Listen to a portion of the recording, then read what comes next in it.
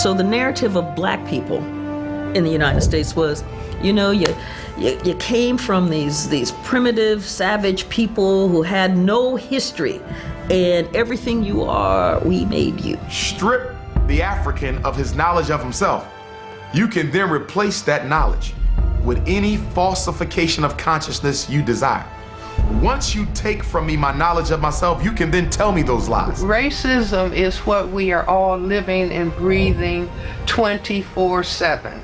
There's never a moment, a second, a minute, an hour, a day, a year for the past 500 years when race has not been the dominant reality. America has done all of these terrible things to black people, and then they complain when we do it to ourselves. We're mirroring what they have always done to us since we got off those boats. It's easy to sit up somewhere and talk with black people about black people, but it's not so easy to have to sit up and look in white people's face and talk to them about white people. Now that's what I know. 43 million black people, I think that probably 10% of our community at this moment in time would have a real consciousness about their ancient and modern history, that 90% of us don't have a clue of who we really are. My mom used to say, you darker, work harder. The darker you are, the harder you have to work, the smarter you have to be. Folks were breastfed on racism. Breastfed them. If you're talking about a problem in the world and you're not dealing with white supremacy, you ain't talking about the problem. There's never been a real dialogue in America about race, because whenever we start to talk about race, the conversation will venture into, well, what's wrong with black people? White people did whatever they wanted to do to black people. You know, so what are the rules?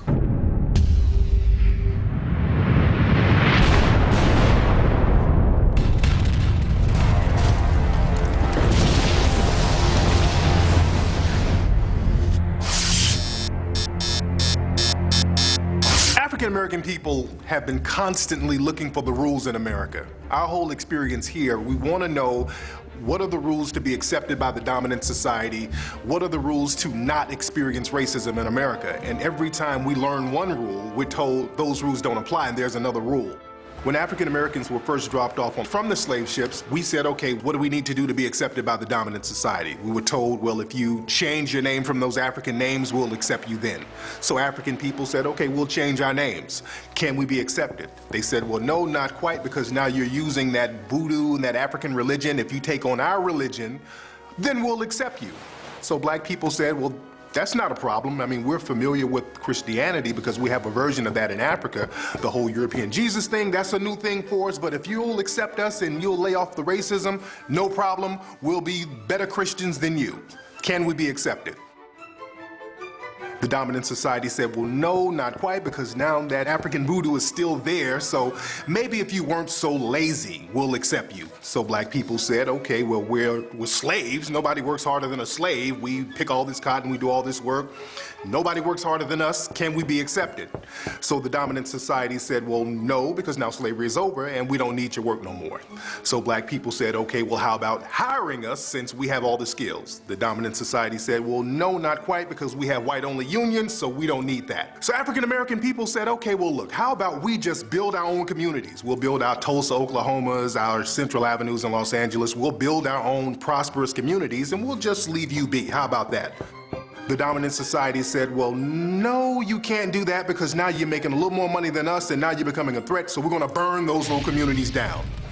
So black people said, okay, how about this? We'll work for you, just hire us, we'll keep our heads up, we'll have dignity, will you accept us? The dominant society said, well, no, because you're being uppity now. We don't want uppity black folks. So black people said, okay, well, how about this? We'll just shuck and jive, we'll be entertainment for you. We'll tap dance, skin and grin, coon, do whatever. Can we be accepted? The dominant society said, well, we love the entertainment part of you, but we can't really respect that, so we won't accept you. So black people said, well, we'll just drop out completely. We won't even try to be accepted by you. We'll just hang out on the corner. We won't even try to become part of the dominant society. We'll just hang out in front of the liquor store. If we see something we like, we'll take it. We'll just do our thing. The dominant society said, well, no, you do that, we're gonna arrest you. So black people said, okay, well, How about we just go in the house? We'll just get crumbs from you. We'll just stay in the house and watch TV because that way we can escape racism. But the thing is, when you look at television, what do you see? Negative image, negative image, negative image, negative image of African American people. So the bottom line is there are no rules for the dominant society to accept black people as a whole.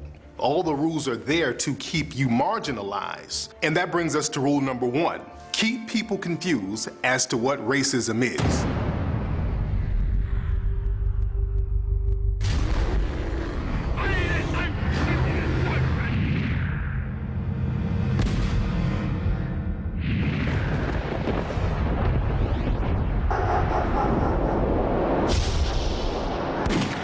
The first time I think I became aware of racism as a kid was watching cartoons.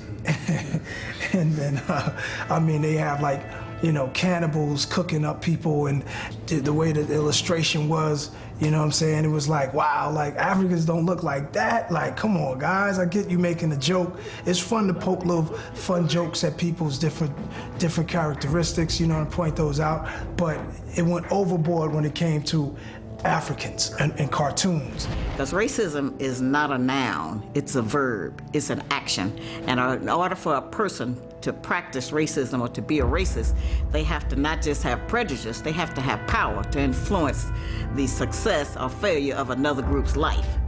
That's a racist, and we don't understand it. We think it's just not liking somebody. Racism has to do with power. For example, a black person could stand on the corner and say every negative thing they could think of to say about a white person. They can't determine where the person lives, how much money the person is going to make, you know, whether they're going to have health care. So racism is a power dynamic. It is a power system dynamic, and black people are the victims of racism. Calling a person names is not the same as being able to control every aspect of that person's life. Racism means to control somebody's faith and destiny. I can hate you because you're Jewish, I can hate you because you're Irish, I can hate you because you're German. That's prejudice. America was founded on racism. There's no institution that can get away from the founding principles of its origin. America was founded on the oppression of African people, the enslavement of African people. In order for you to get away from that, you're going to have to reconstruct American society from the bottom up. Well, if you are struggling for your genetic survival, then the threat to your genetic survival has to become a target. And the black male is perceived as the threat to white genetic survival. It's because only males, whether they're white, black, brown, red, or yellow, can impose sexual intercourse. Females cannot impose sexual intercourse. So if the male, and if the black male is perceived consciously and or subconsciously as the genetic threat, then he has to be attacked. And so this is what we see, whether it's unemployment, incarceration, failure in school, because there is war going on. The cloak of Obama, under the illusion of inclusion, as I like to call it, black people are suffering more now than they did under both George Bush and Bill Clinton. Our unemployment rate is higher. Our incarceration rate is higher. Every index of so-called progress for blacks is worse under Obama than the 2-3 previous presidents. You always put a black face in office when you're about to take things back from black people. Let's be clear. I'm not suggesting that black people don't hate white people. There are plenty of black people that go, I hate you. I hate you. I call your names, get pictures of white people, throw darts at them. But you still get the loan. So the fact that black people don't like white people doesn't mean they have the power to affect them as an entire group. See, white ain't a color, it's an attitude. And you got to have big bucks to be an attitude. But here's what they didn't hide. They said if you have 1/32 Negro blood, you're a Negro. Now think about what they just told you. This is a cat who don't like me. He said if you have 1 1/32 Negro blood in you. You know what that really means? In order to equal one Dick Gregory, you got to put 32 white boys next to me. Are you crazy? Black people look at racism as a moral issue. And when you look at racism as a moral issue, especially for black people, you automatically relegate racism to the realm of religion. That's a problem, because now the solution to racism becomes baptizing or Islamicizing white people into the righteousness of God and equality. And the problem with that is that the church and the mosque, ironically, have been some of the biggest perpetrators of history of racism in global history. The Roman Catholic Church was one of the first institutions to actually give permission, okay, for African people to quote unquote be reduced to servitude. To get someone to actually think that someone else is inferior, you have to raise that type of mentality to a religious level. And that's why racism essentially was given its validation through the church. And it is the church that gave it a divine presence in order to say that whatever atrocities you commit in the name of the church is justified because these people did something against God that warrants their punishment and their social status.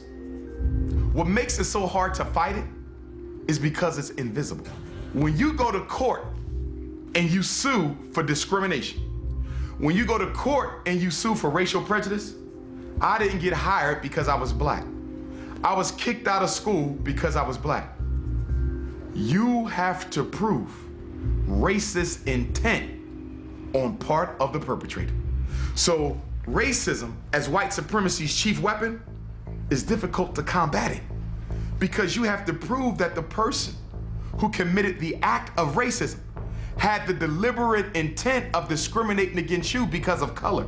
And because we are all humans, nobody's perfect. So there's a million reasons they can use as an excuse for why you didn't get hired.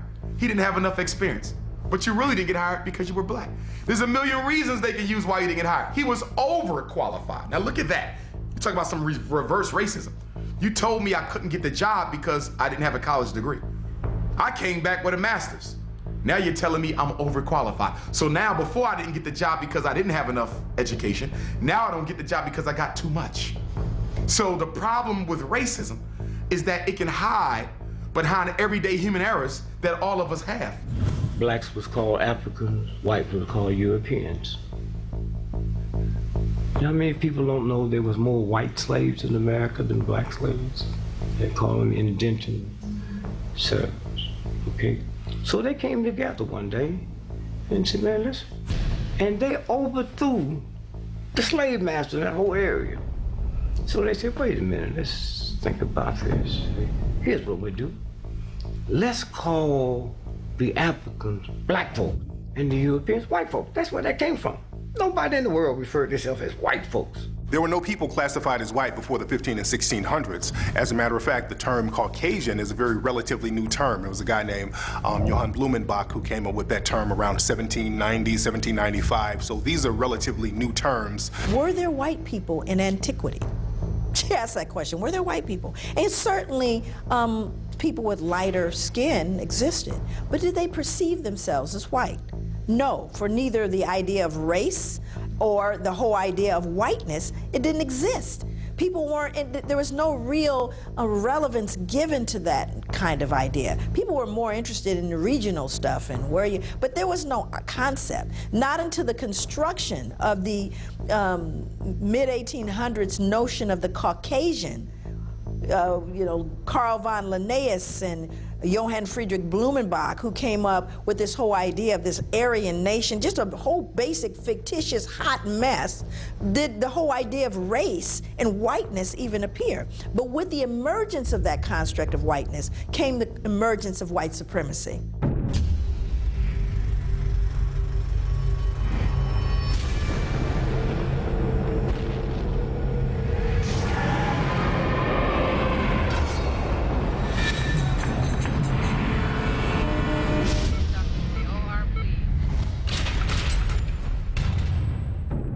To know your history is everything, no matter who you are, especially black, because you're constantly being told that you were nothing but a slave. Constantly. No one began as a slave. That's not what God put you here for. If you know anything about the history of slavery, that's the first thing that they did. They beat your history and your native tongue out of you. And what's amazing about America, even the state of Texas, the school board is now expunging slavery out of the books, so they won't have to be held accountable for what they did. It's going to be difficult for people to prove intellectual inferiority. That's why even in our textbooks in school, they don't like to teach our children about black inventions.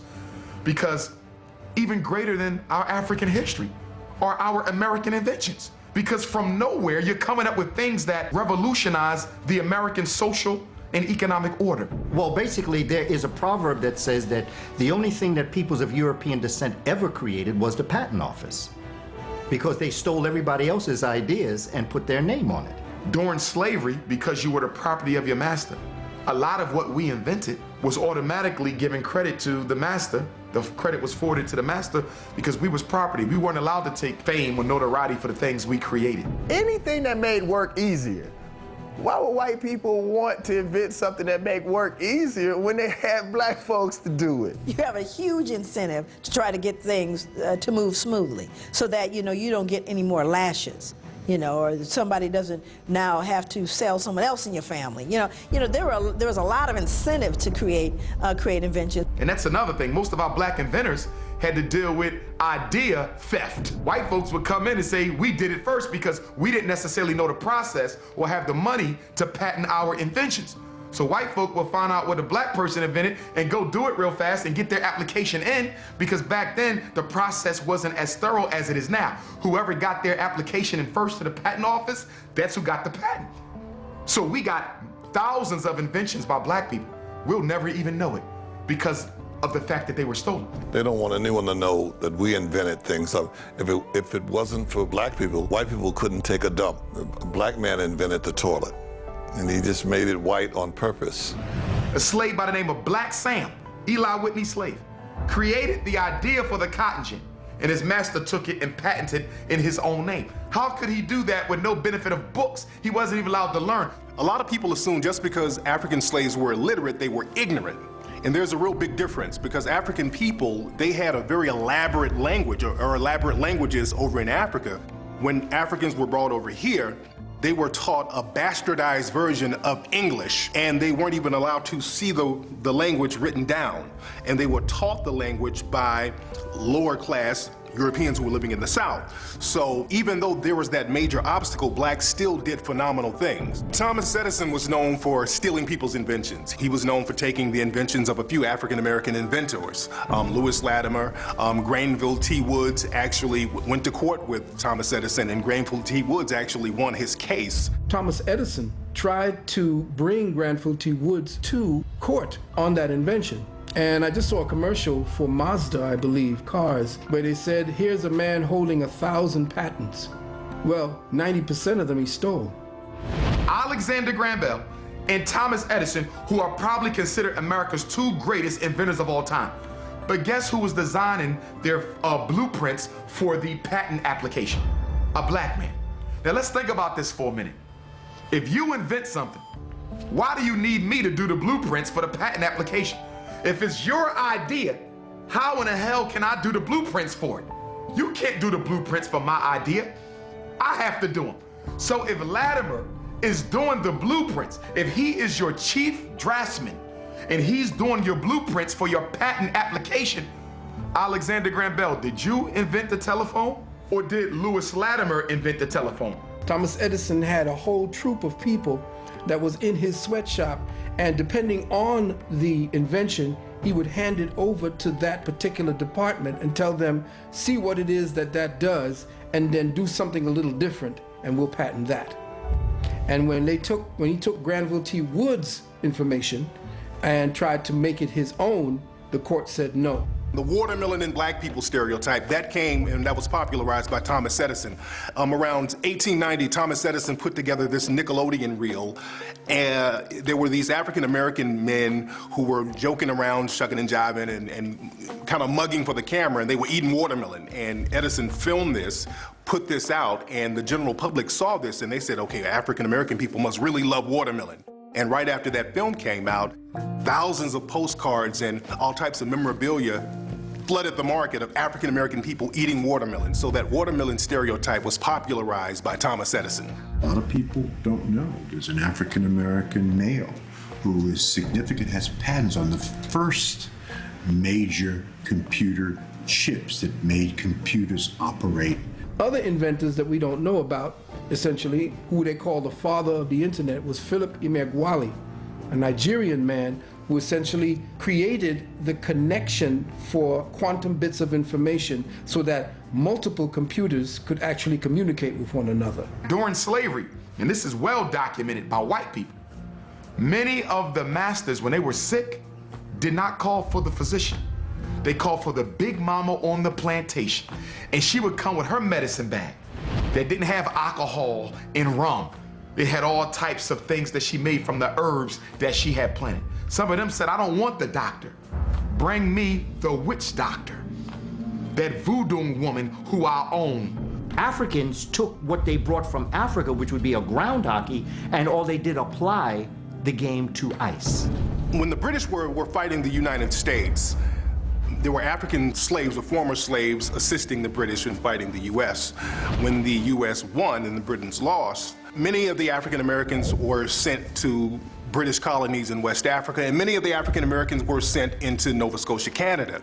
And they formed what we now know as hockey. They started to play this new game called hockey, which was something that Africans were doing in Africa. In ancient Kemet, there was a form of field hockey that they were playing. And they went into Canada and they created what we now know as hockey. And there were actually black Canadian hockey teams in the early sport of hockey that a lot of people don't know about. And there's a great book about that called Black Ice that talks about the early inventors of hockey who were men of African descent. The baddest cowboy, black or white. This man was so bad that they called him the Invincible One. Just to say that there was nobody badder than this man in the West, and that's been co-signed. The brother's name was Bass Reeves. Now, Bass Reeves was a former slave who pretty much beat up on his master to get away. When we think of runaway African slaves, we always think of the Africans sneaking away in the middle of the night, hiding, ducking and dodging behind trees, hiding in bushes, hiding in rivers. Bass Reeves decided he was not going to be a slave anymore, and not only was he not going to be a slave, he told his master, I'm going to beat you up before I leave. So he beat up his master, escaped and got away and went into Oklahoma, which was like an outlaw territory. So he actually got away and became very prominent in the Old West. When they began to open up the Oklahoma territory, they needed to recruit people. And they recruited him because he knew the Creek language, he knew the Muskogee, he knew how to speak the Seminole language. He knew all of the natives of the area, and he sat with them to learn about their traditions. The real life of this black man, Bass Reeves, became the mythic legends of Hollywood white cowboys. He brought in 3,000, count them, 3,000 bad guys. I'm talking about the worst murderers. He got 3,000 of them, killed 14.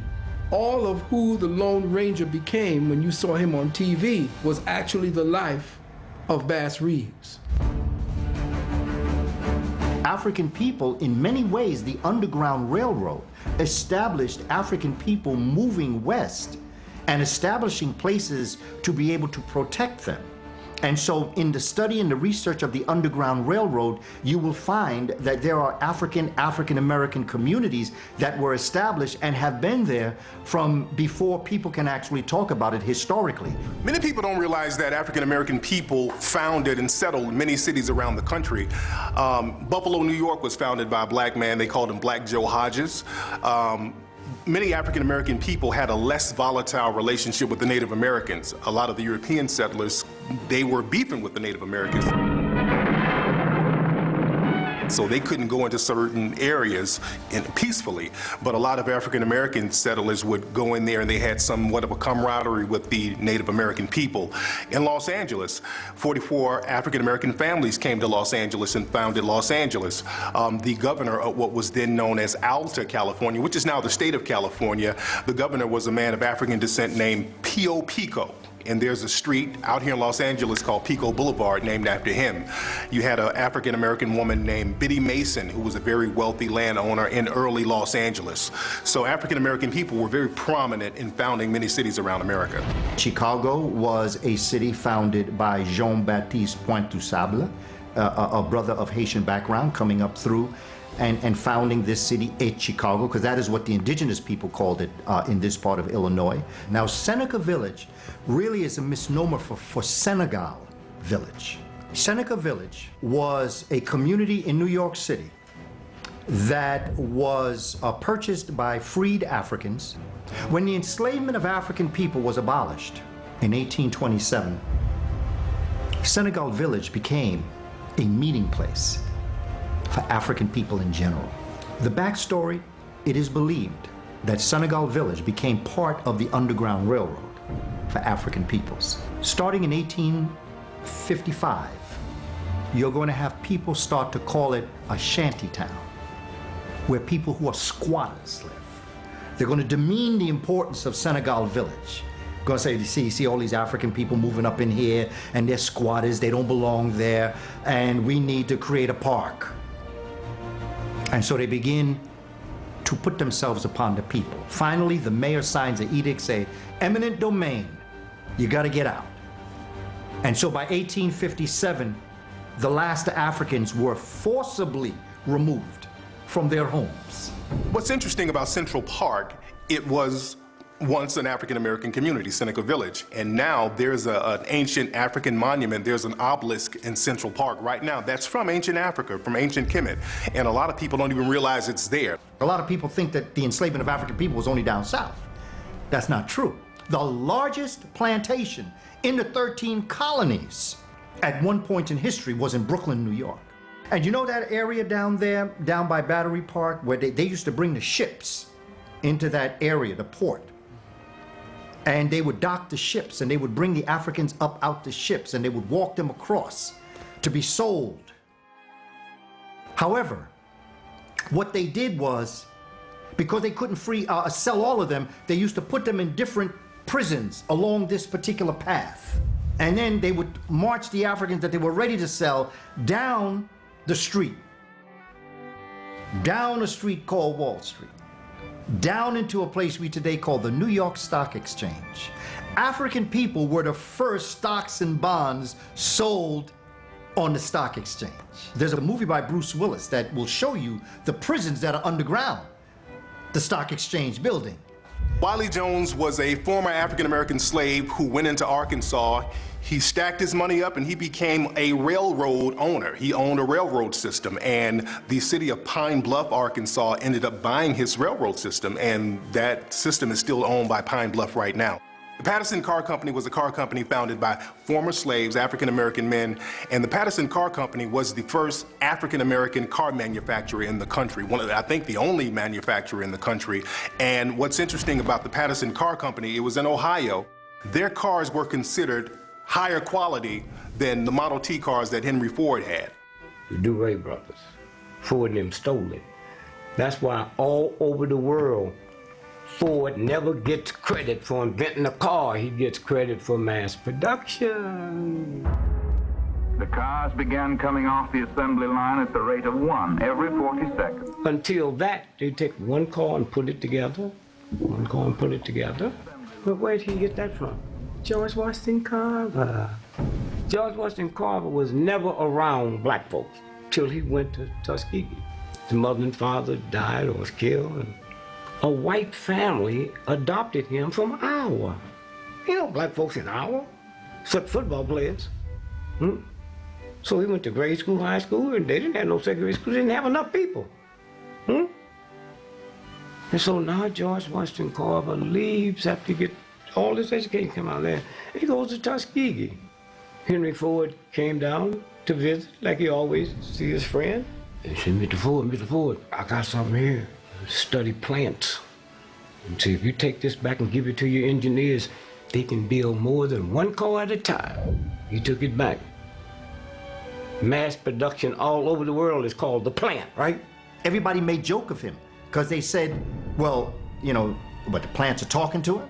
You know, is this how he's getting these properties of these plants?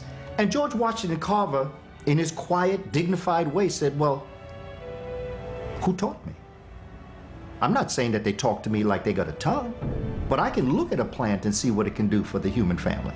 The military came to George Washington Carver, and they said, we need you to do something for us. Can you invent something that out of it we can get paint, glue, ink, and plastic? Yeah, I can handle that. They tell me how smart black folk are. I can handle it. So he came back, called soybean. Now you want to hear something funny? The #1 cancer group in America is vegetarians. Because you wasn't supposed to eat soy. When he got to Tuskegee, they thought he was gay. No association with women, high-pitched voice, they thought he was gay.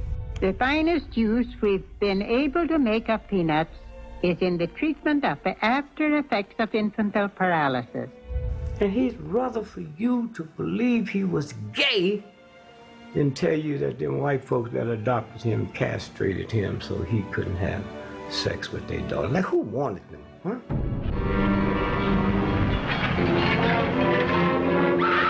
Did you see King Kong, New York City, Empire State Building? That's about Jack Johnson and the white ladies.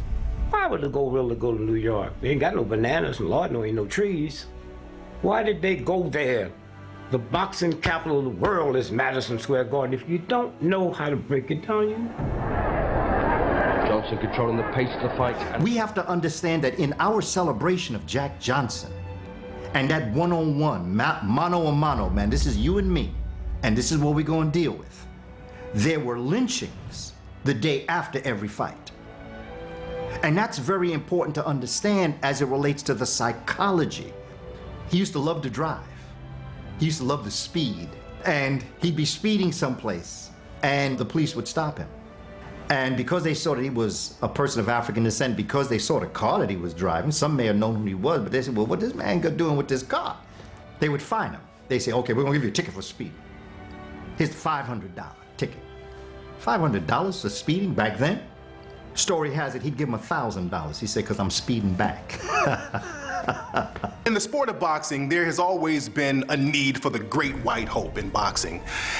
Since there could not be one in real life, Hollywood just created one, and that's what the Rocky movies were about. They were giving out the awards in Rocky 1, okay, the Oscar.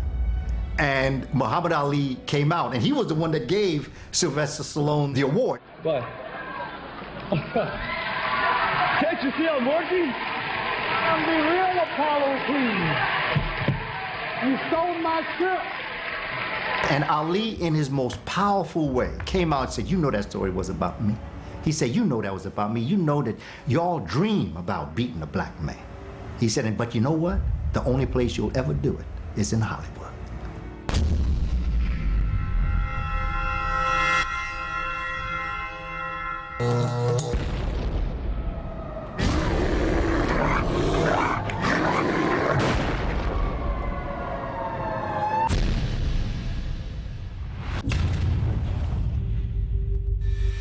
This is a society that loves women. This is a society that loves motherhood. This is a society that loves babies. Just not black women, black motherhood, black babies. There is no more fierce warrior than a black woman. We just got the fierceness in the wrong direction. You know, we just got it all backwards. If we decided to stand up and stand up for you and say, no, you're not gonna say that about him, or every time something said about him, we said, no, that's not true. That's the first thing I said on television. Oh, no, he's a good man. He's the best man there is. Well, that sound is not in the airways, because ain't nobody saying that. You know, if we started taking that position, all things would change for you. The image of the black woman has consistently been complicated. So, you know, you get the mammy image, right? And that mammy image was one, you know, the kind of Aunt Jemima. The mammy image, coming from slave days, was one who was really good to massa, but knew how to control her own people, particularly knew how to control the man in the slave community.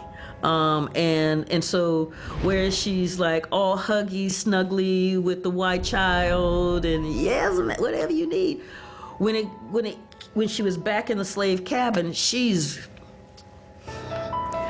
domineering. You have the concept of the African woman as the Jezebel. She's free with herself. And then you have the mammy complex, where you have the heavier set woman. Neither one of them is wrong, neither one of them is bad. That might just be their attitude. But they could be good, solid people. But in order to assuage your conscience, in order to make you feel better about yourself as to why you raped her or why you beat her or why you treat her the way you do, you say, well, she ain't nothing anyway. So that's how I'm going to make myself feel better while I mistreat her. Their sex is promiscuous, right? And how do you know? Well, this is literally out of a medical journal. Their protruding buttocks and genitals were offered as evidence of their pathology of lust. Because they had big butts. We accept you as you are, exactly, and you are beautiful to us in that way. But we don't believe that because of outside interference. And so they've given us this artificiality as a concept of what beauty is. And so we want to have all these other things which are still mimicking white women. We have seen hot combs in Egypt. African women did use hot combs on their hair. But they did not have a woman of European descent who they were emulating to look like that. 6% of America's population.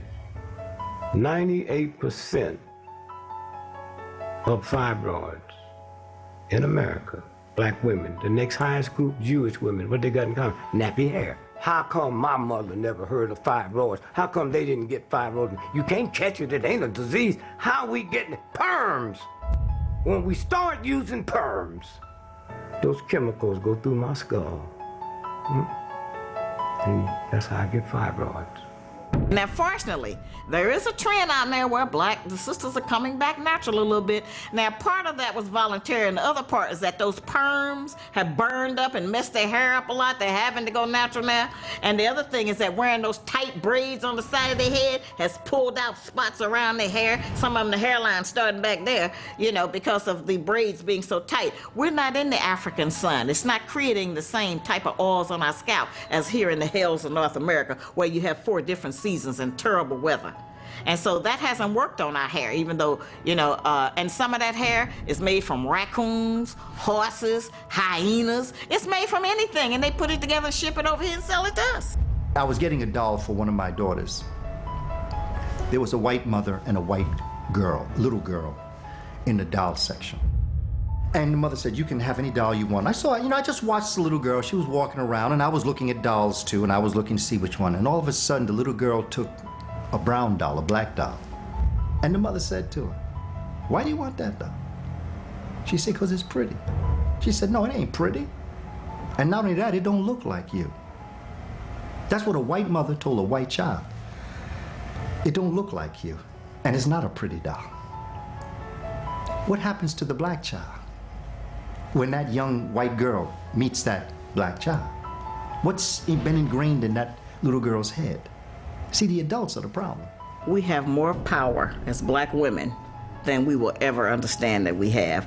And so they come to the people with the power when they want to control a group or a nationality. Teach a child that you are beautiful. I had a little girl say to me, my nose is too big. I said, well, can you breathe? She said, yeah, I can breathe. I said, well, your nose is just right. When they make baby food, they really make it for the mother, because the mother's not gonna give the baby nothing that she don't like. So baby ain't never had sugar and salt, pepper, and chemicals. So the baby is sitting in your lap and you feeding it, and they see that white baby on there. You don't see it, they see it. And every time she puts in there, a good feeling run through their body. Now they got tests that you can flash a white child and a good feeling run through your body even after you've grown. Slave mistress, she didn't allow black women to nurse her baby because she didn't produce milk, because nature will produce milk in a woman's breast if she has a child. So they had their own breast milk, but it was not the same nutrients as that black breast milk. And that's why they put their babies to our breasts, so that we could give them all the nutrients and put all of those vitamins and everything into that child that they needed so it would grow up strong and healthy like our babies were. There's a case called the Buck versus Bell case that makes it perfectly legal for the government to sterilize a person without their consent. And they can sterilize people they deem as undesirables. And that case has never been overturned. That case came from 1927. And right now, a lot of African-American women are being sterilized in prison. A lot of African-American women are being sterilized with birth control. So a lot of people don't realize that this sterilization process is real and is perfectly legal in a lot of cases. And they're not only coming after us for birth control and get us to sterilize ourselves so we can produce, they're coming after us for our stem cells. Because this is what the white scientific industry is using now in order to come up with all of these new technologies and discoveries about how to save their lives, how to be youthful, how to do heart repair without surgery and all of that. All of that comes from stem cells, hysterectomies of the 70s and 80s. See, that was the way to sterilize black women then. Oh, every other black woman you met had a hysterectomy. Okay, just take all of the organs out and don't have to deal with it. When I say slavery to you in America, what do you mentally, what do you see? You see black men and women with things on their neck, you know, chains, and on their feet so they can't run away. You know, that's what you see. You don't see that on children. Children are gonna follow their parents. You see children running free, following behind their parents. The 1700s, there was an act called the Casual Killing Act in Virginia. And what this was a law that said that if you killed someone, black, as a result of correcting them, but it would not be considered a felony, but anyone accused, so giving that punishment would be basically free of any punishment or any wrongdoing, called the Casual Killing Act. Stay with me. That means you were beating people to death, essentially. What we're talking about here is folks that were beating people to death to such a degree that you had to create a law to protect you from it. Now then, of course, if one looks closely, we go, who then were they trying to protect that was beating someone to death so frequently that you needed a law to protect them? And that would be white women who were beating black children to death. Because, well, whose children were they really? There's the case down in South Carolina where the police had rounded up this woman's husband. She went down to the jail talking about, you know, my man didn't do this. You let him go. Well, she didn't know her place. She was 8 months pregnant. She didn't know her place. The lynch mob took her, stripped her naked, strung her up. They notice as she's gagging, because, you know, they're hanging her, is that her stomach, because she's naked, is quivering. So they get a knife and they slice her belly open. The 8-month baby comes out and they stomp on the baby's head. Nothing happens. The youngest person electrocuted in this country to receive capital punishment by the government was a young African-American 14-year-old boy named George Stinney, and he was falsely accused of killing 2 white girls. Recently, the government is trying to issue a pardon for him, and that's what they do a lot of times. When we suffer injustice, they'll wait 50 or 60 years in order to give a pardon or to try to right the wrong after the fact. I think they'll try to probably do that with Trayvon Martin 40 years from now. That was sad what happened to Trayvon Martin, and I felt so badly for his parents. Nobody wants to outlive their children, okay? But do you hear his name anymore? Very rare. And one of the other reasons is that they started a Trayvon Martin Foundation. Well, blacks ain't got no foundations unless they're supported by white money.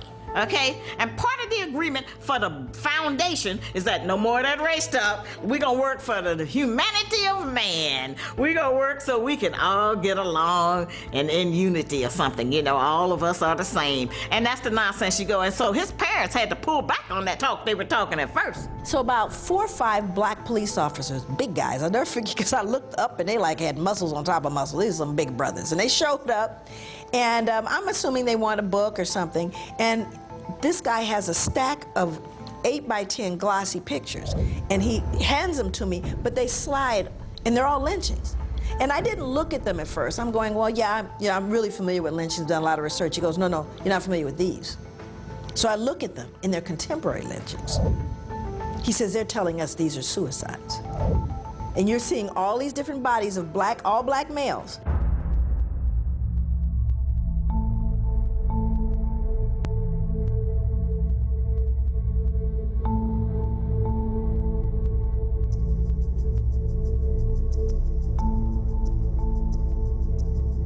He worked in a drugstore, and he sent a white girl that he worked with a Christmas card.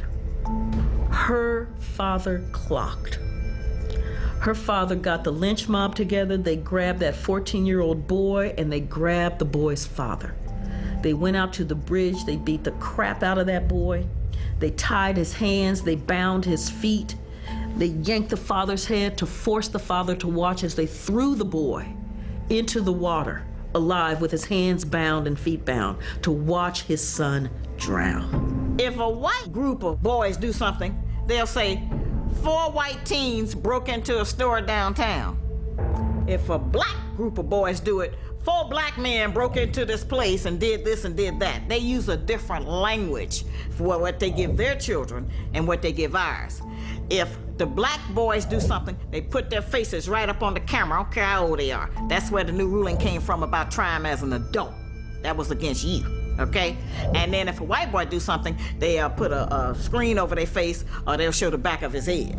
And I say if a person just turns on the television, you put a child in front of the television for 6 months, they will learn racism, white supremacy, because they're seeing white, white, white, white, white. White, white, white, white, white, white, white, white, white, white.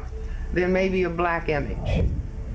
Hopefully one that's constructive, but many times not. So the culture is teaching itself 24/7, as all cultures do. If you look at what happens in our schools as it relates to institutional white supremacy, you still see the child being impacted horrifically by the miseducation of the child and their minds. My argument is psychologically that when you have a young woman of European descent, 23 years of age, in a classroom of children that are in the 7th grade, 12, 13, 14, there's going to be very serious social problems in that classroom. Many times when a young African American may act out in class, that teacher takes it personal and believes that he is attempting to cause physical harm to her. A sister in the class, at least, not all sisters, but I know a lot of sisters, something go down, she said, hey, Kwame, sit down, man, stop. She doesn't take it personal because she probably has a little Kwame at home, that she sees him as a young man that's just doing his thing. The teacher said that he was making sexual advances towards her. He was 10, first of all. That's not a good thing to go in. You know what he did? He flipped her the bird. I said, no, he wasn't suggesting sexual intercourse with you. He was telling you where to go and how far.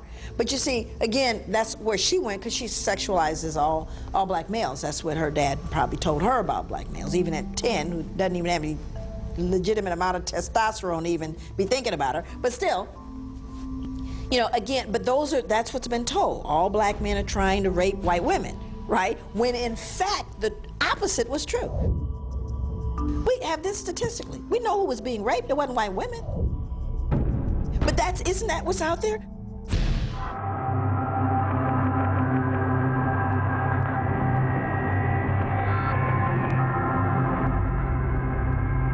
Body parts. They've been selling body parts. That's old. That's not new. That's why black people don't like to go to hospitals. They go to get their toes clipped, their fingernails clipped, and they wake up and their foot's gone. They've been utilizing the organs of black people for years, the organs and the body parts and the members of African American people, and that goes back to George Washington. There's a long time myth that George Washington had wooden teeth. We've heard that myth growing up in school. The reality is George Washington did not have wooden teeth, because common sense will tell you you can't put wood in your mouth, it gets wet, and wet wood is useless. What George Washington did, he had the teeth of his African slaves yanked out of their mouths, and he made dentures out of these teeth, and they're on display. His dentures are on display at museums right now. And that just goes to show the history of African people having our bodies mutilated and our members disfigured and mutilated for the betterment and benefit of the dominant society. In America, at least 2,500 black people go missing every year. At least.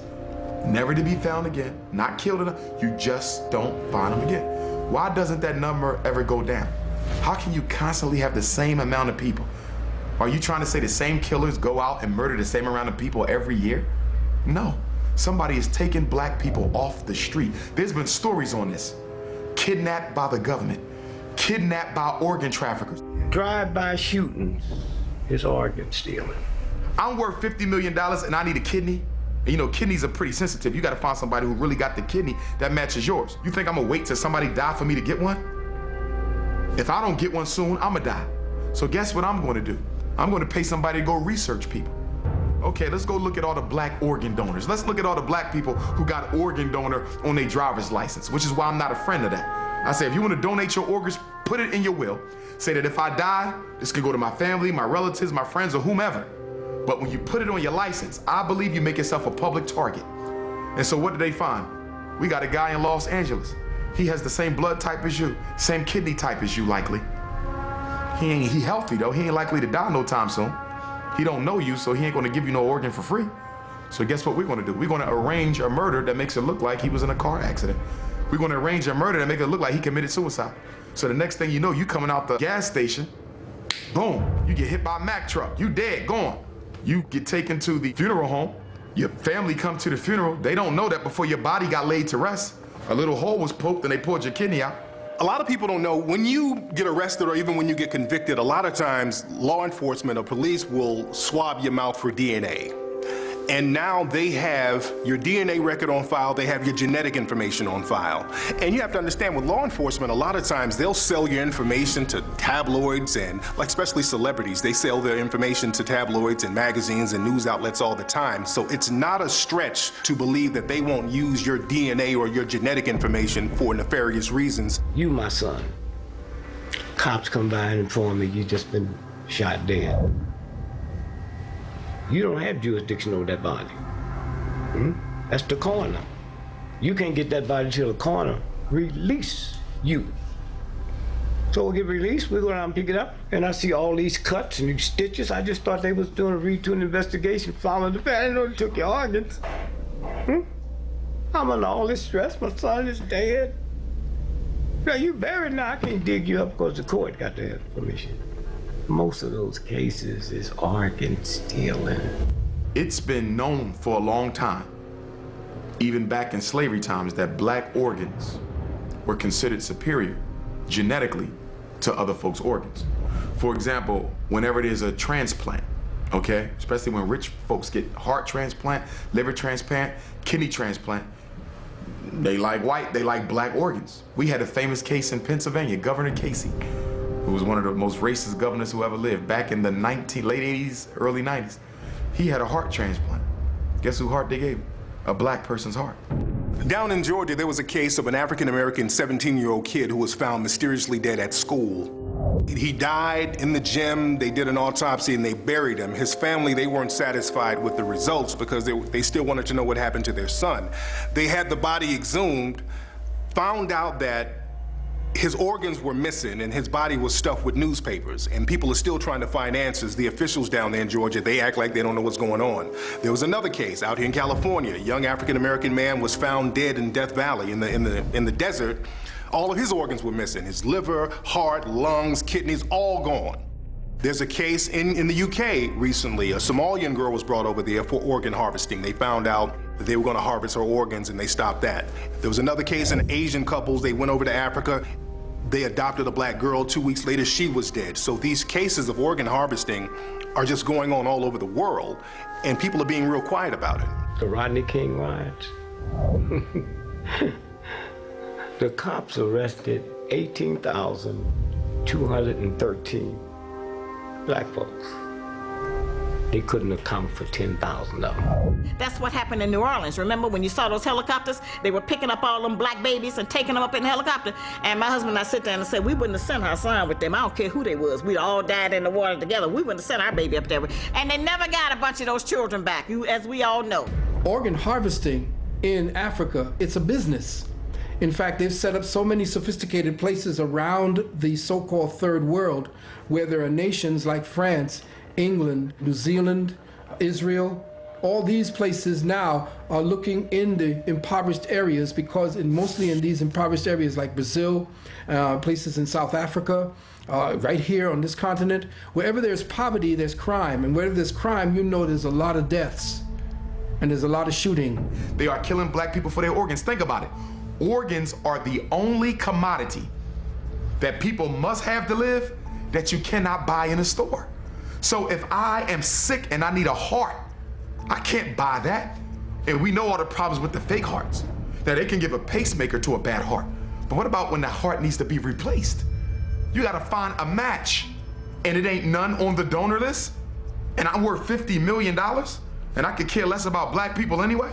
Guess what? Somebody gonna get shot in a drive-by. Switch over to Haiti. Jean Bellerive, at the time, he was the prime minister at the time when Haiti was hit with that earthquake that killed over 130,000 brothers and sisters down there in that island.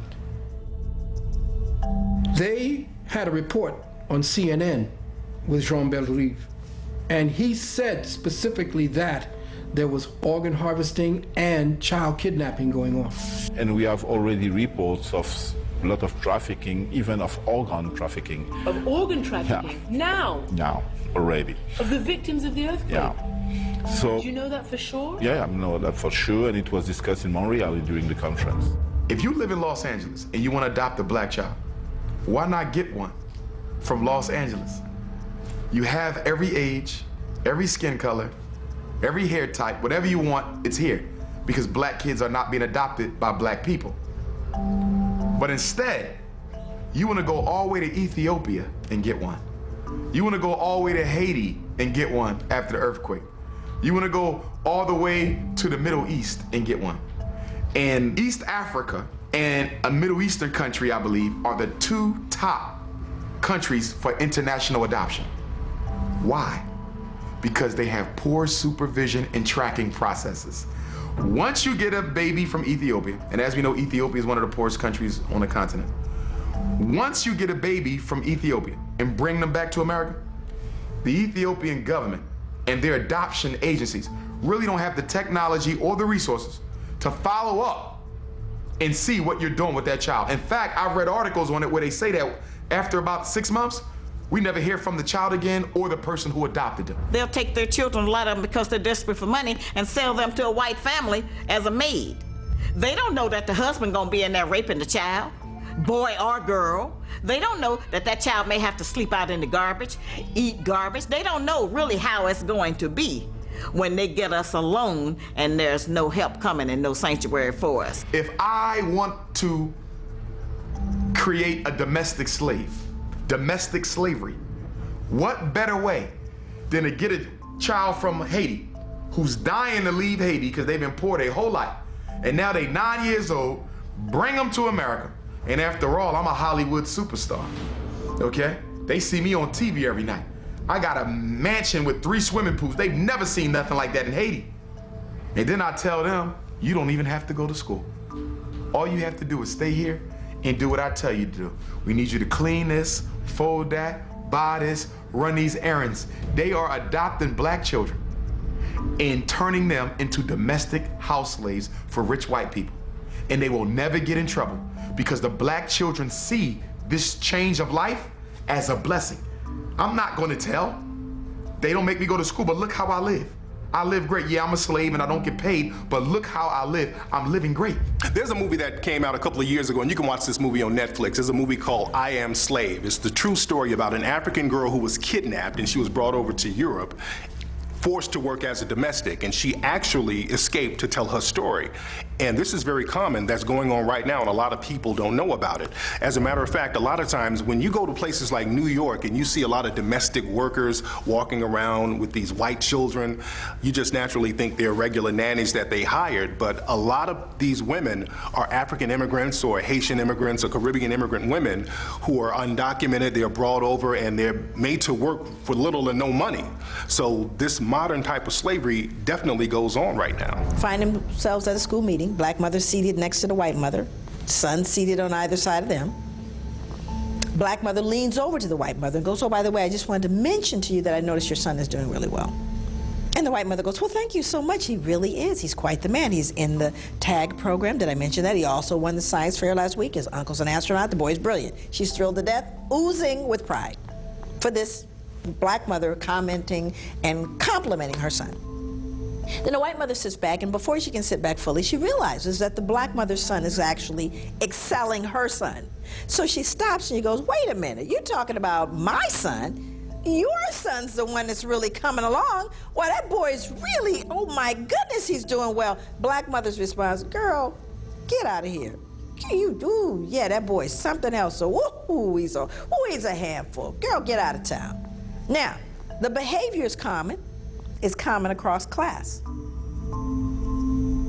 But why is she doing it, right? Now, the truth is, the secret is everybody black knows that even though she's going, girl, get out, quit talking, but that boy's a knucklehead, she's really proud. Roll that whole scene back, that you have a white slave owner come through, male or female, see a black mother maybe with her children in the fields, or a black father with the children in the big house, whatever, and that white person says to the black person, wow, is that your boy? Ah, that boy's sure coming along. What are you gonna say to him? Well, no, sir, he's stupid, he's shiftless, because I don't want you to sell him. If it's my daughter, I don't want you to breed her. Appropriate adaptation of living in a hostile environment. We never unlearned that. Never did.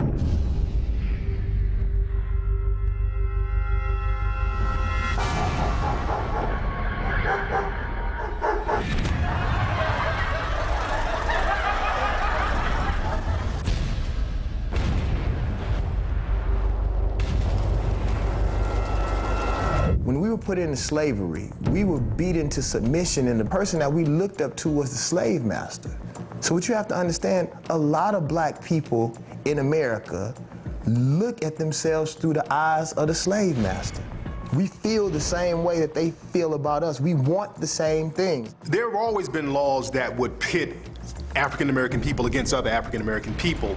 During slavery, they had a law called the Meritorious Manumission Law, where African people would get rewarded for turning in another African slave, or turning in a person who wanted to create some type of rebellion or runaway slave. So there were all types of incentives to give African American people for turning on each other. I mean, all of our major organizations are supported by people who classify themselves as white. So it becomes difficult to bite the hand that feeds you. Give the illusion of inclusion. And under the illusion of inclusion, we're actually going to take them back to Jim Crow. That's what they're doing. They're taking us back as they give us the propaganda of going forward, and they do this through the who? Black bourgeoisie. Every city got a black bourgeoisie. This is how white supremacy operates. A numerical minority cannot control a numerical majority without participation from the majority. It's impossible. A lot of black secret societies are secret to the black community, because you're not secret to the dominant society, because if you're a black secret society or a black organization, either you're going to be funded by the dominant society or you're going to be infiltrated by the dominant society. So a lot of these black organizations are secret to black people. If you look at most uber rich black people, I'm not talking about the rappers, because, I mean, that's not moving the financial scope. But I'm talking about the black people that really are making money, especially the men. You don't see anything cultural about them. You usually don't see no beard. You usually don't see no long hair. They're not threatening at all. You never see them stand for anything. And a few of them may stand when all of the black people are standing so they won't look bad. Like they'll jump on the Trayvon bandwagon and throw a hoodie on and, you know, take a pose for the camera.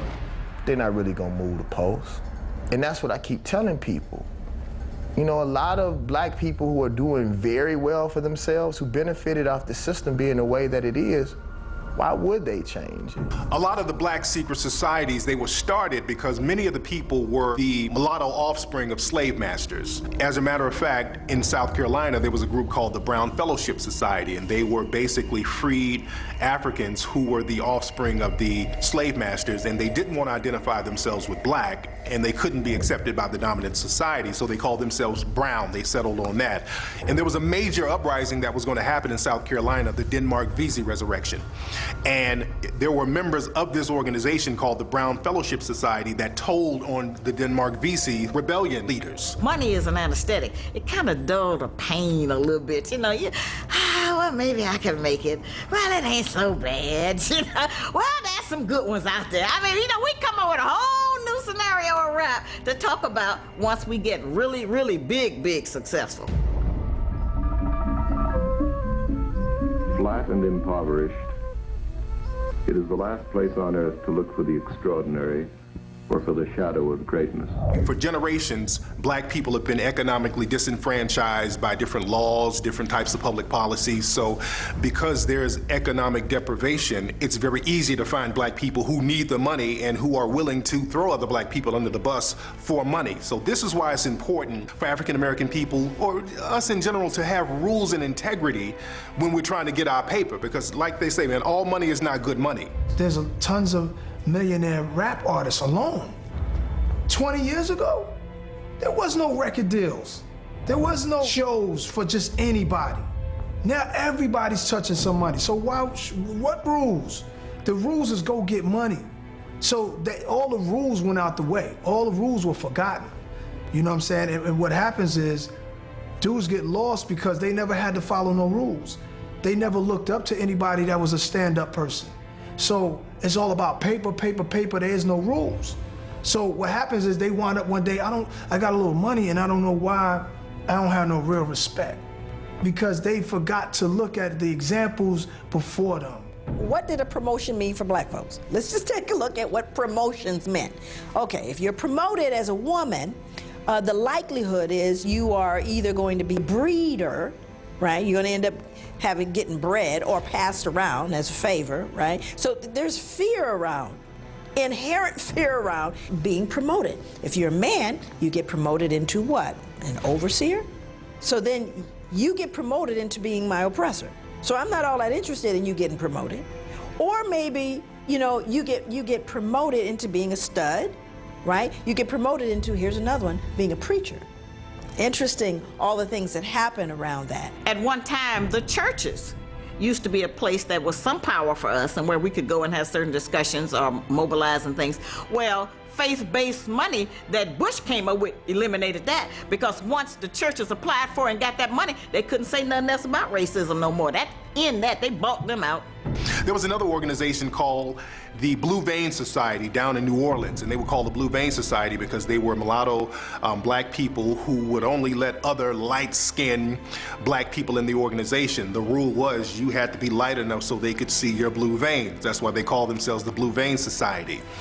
Even now, and until recently, a lot of so-called black organizations, they've had this brown paper bag test. You had to be a certain skin tone in order to be accepted. So there are a lot of these black secret societies that take on a lot of the negative viewpoints of the dominant society, or that the dominant society have of other black folk. We know that the first full-time FBI agent in American history, black agent, was actually hired to infiltrate the Marcus Garvey movement, working under the supervision of J. Edgar Hoover to destabilize it. African American people are the only people who are rewarded for turning on other African American people. You don't see that with other people in the dominant society. You don't see Latino people being rewarded for turning on other Latino people. You don't see Asian people being rewarded for turning on other Asian people. But if there are African American people who are willing to talk badly or negatively about other African American people or throw other African American people under the bus, they get book deals, they get TV shows, they get radio show deals. So there are all types of rewards and incentives for African Americans to throw other African Americans under the bus. And this comes directly from slavery. At one time, the black man had to grin and smile all the time. Everything, it didn't matter what. You had to keep grinning, keep smiling. That was to show all of the white people that you were not hostile and you was a happy Negro. You wasn't mad about nothing. No matter how I've been treated, I'm still happy. In the history of America, there have always been compromising black people who would do things to compromise the rest of the community. And there have been several names historically for black people who do things like this. The sellout, Uncle Tom, Mammy, Coon, I mean, all types of names utilized for people who will compromise the rest of the black community. You can't be born a coon. No, you have to practice being a coon. Practice grinning, practice bucking your eyes. Yeah, it's hard work to be a coon. Mm-hmm. Well, that man is just wasting money. From coon to tycoon. The United States Army Office of Intelligence hired a black man by the name of R.R. Moon. This is gonna blow people's minds. Booker T. Washington's vice principal at Tuskegee Institute was a paid undercover intelligence officer for the United States Army, whose job was to spy on Booker T because they were concerned that he was using Tuskegee, and they were correct in their suspicions, as a hideout for black revolutionaries away from the Klan and away from the government. We know that the man who infiltrated Malcolm and served as one of his security men, Gene Roberts, was an agent, and then after he brought Malcolm down, he goes and brings the Panthers down. So they used him again after, because nobody knew who he was yet. So they was able to use him again, and then he brought down the Panthers. There is one thing that we have to be dealing with, and that is the issue of total emancipation and liberation of our people. And if that's not the deal, then you're not part of the solution. And so we have to look at this very carefully, and we have to let folk know, whatever they may be, with all those minorities, if we all came together, we would understand we are the majority. But as long as we are divided, we will be conquered. And as long as they can play one group against another group, whatever it may be, whether it is the internal Willie Lynch syndrome or whether it is a cultural Willie Lynch syndrome, we will always be controlled, contained, and dominated by the true minority.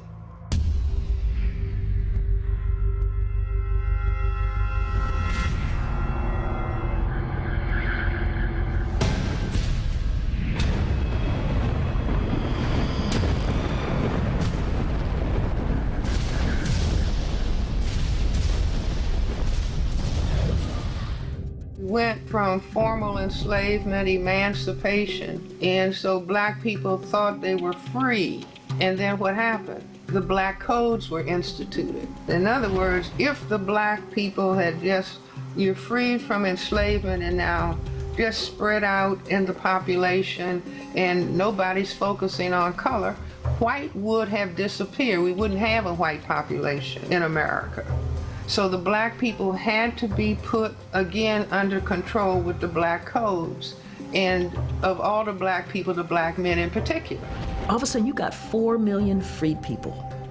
And the southern plantation owners are sitting there looking like, who's gonna work my land? Who's gonna build these bridges? Because the war was fought in the South. Bridges destroyed, train tracks ripped to shreds. The economy can't move. You know, you begin to think about if you don't have these kinds of arteries that can move goods and products from point A to point B, if you can't get stuff from the port into the interior. So part of what they come up with, they being the state legislatures in Mississippi, Louisiana, Georgia, Alabama, South Carolina, are the black codes. There was a congressional statute that was passed right after the end of slavery to deliberately control the black population. They wanted to keep the population at zero growth. Since the end of American slavery, there has been a deliberate plan to try to reduce and eliminate the population of Africans that come in this country. That's precisely why when immigrants escape from Cuba and Haiti to come to America, the Cubans are allowed in and the Haitians are sent back. See, the problem with us is they don't know what to do with us. You can't send us nowhere else. Anybody else can be sent home. They say, why they let the Chinese come in here and buy up the country? Because when they get tired of them, they can send them back, okay? They get tired of the East Indian, they can send them back. They get tired of the Mexican, they can send them back. But the Africans, you built this. You are the only non-European in this country who has more of a right to be here than he does. So you just can't say, well, we sending all y'all back to Africa. You can't, because we the original American as well. So since we can't get rid of you that way, we gotta come up with other more clever strategies to reduce your numbers and control you. If you're an older black person, you'll remember when you were a kid, your parents would always tell you to get home before the street light came on. That was a rule in the black community for years. That rule came from the sundown rule. That was like this unwritten policy for a long time in America where black people were not allowed to go to certain cities around the country or be in certain towns after 6 o'clock. When the street light came on, black people had to be out of these cities or you could get lynched, killed, arrested, or whatever. There's a great book about this called Sundown Towns by a guy named James Lowen. He talks about all of these cities around America that had these unwritten sundown laws, and they literally had signs saying that black people don't let the sun get down on you here in this city. And this was all over the country, not just in the South. A lot of people think that the South just had all of these racist laws, and a lot of these sundown cities were in the North. And what they're designed to do, they serve multiple purposes. One is to keep the black community in place. It is to know that at any time, you can get got, and that there is nobody coming to rescue you. The sheriff's not coming, because sometimes the sheriff's in on it. The state's not coming, because the state's like really cool with that. The feds aren't coming, because the feds are like, well, this looks like a states' rights issue to me. And besides, we don't want to get involved in that. Nobody's coming to rescue you. Well, you've seen those famous pictures where you see those kids, those children smiling at some black person, man or woman, being burnt and lynched. That's unforgivable. That's insane. It's a form of insanity. It's airborne. It's a sickness. But what spectacle lynchings were, they were an event, and they would announce the lynching. They would order special trains because, everybody wanted to see this lynching. And so they could get people to the lynching site. They'd sell tickets, and they would announce it in church, so they're reading the announcements. Oh, and so on Easter Sunday, we're going to have da-da-da-da-da-da-da-da. And on Monday, right after Easter, there's going to be a lynching of a Negro. Special tickets will be sold. Be sure to bring your picnic baskets. Concepts of pick a nigger becomes picnic. They would have festivals, and the entertainment was to kill a person of African descent. This is who we're dealing with. W.E.B. Du Bois talks about, he was writing this letter to the editor. He was really upset about something, and he's walking down the street to hand this letter in, and he looks in the window, the storefront, and there are the knuckles, Sam Hose's knuckles, a black man who was lynched and dismembered. His knuckles are on display as a kind of wonderful trophy. Look what we have here. And this is when Du Bois is like, oh, this is deeper than I even thought about. It goes back. The Romans had a thing about putting African people on wood. They called it crucifixion. Moving aside from the religious concept, historically speaking, that did occur.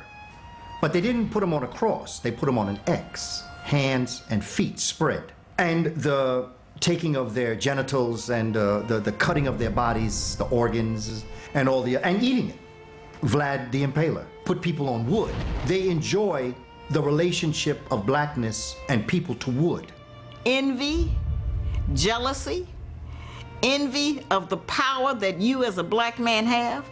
That's why they always wanted to castrate you, because the sperm that you carried could completely eliminate their race and nationality. That's a lot of power, because they can't make nothing but their own kind. You can make any kind. They're always trying to put something, blame some area.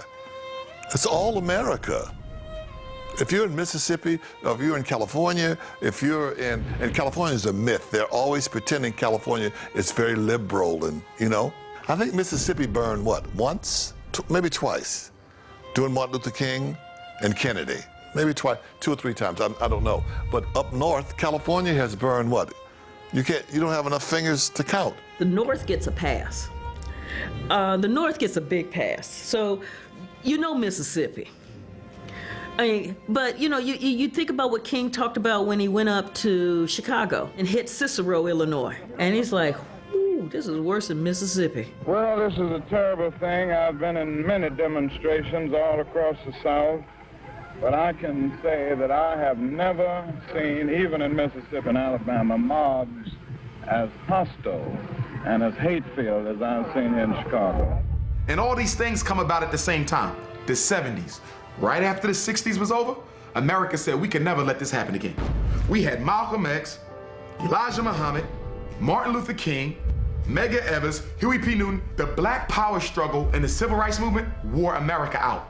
It wore them out. When that was over, they said we ain't never gonna go through this again. If it had melanin and if it wasn't comfortable with being in its place, it was a threat to J. Edgar Hoover, who led the FBI. So J. Edgar Hoover was after Garvey, Marcus Garvey. I mean, you go through the FBI files, they were tracking the NAACP because they thought the NAACP was too radical. And so J. Edgar Hoover put out or made a black think tank, or he put up a black department in order to monitor all of the so-called charismatic leaders of that time. And he had a file on Martin Luther King, he had a file on Stokely Carmichael, or Kwame Ture, he had a file on Malcolm X, he had a file on the Nation of Islam. In fact, his people had infiltrated the Nation of Islam and all subsequent organizations thereafter. Marcus Garvey made more money than anybody in history of America that wasn't on the stock market. That's what they busted him for.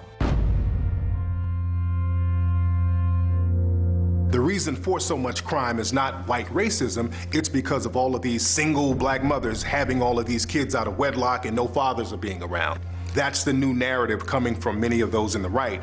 And that theory has a lot of holes in it because the black crime rate has always been disproportionately high in America, even before the so-called breakup of the black family in the 1960s. See, before 1964, most black families were together, most black couples were married. So the father was in the home. But the crime stats were still disproportionately high. Even going back to the 1920s and 30s, when most black families were together, the crime stats were still disproportionately high for African American people. So why is that? The same reason then is the same reason now. The reason why the crime stats are more high in the black community, because more things are illegal for black people to do. Even then, during the 1920s and 30s, if a black person rode on a certain part of the bus, that was illegal. If you drank from a certain water fountain as a black person, that was illegal.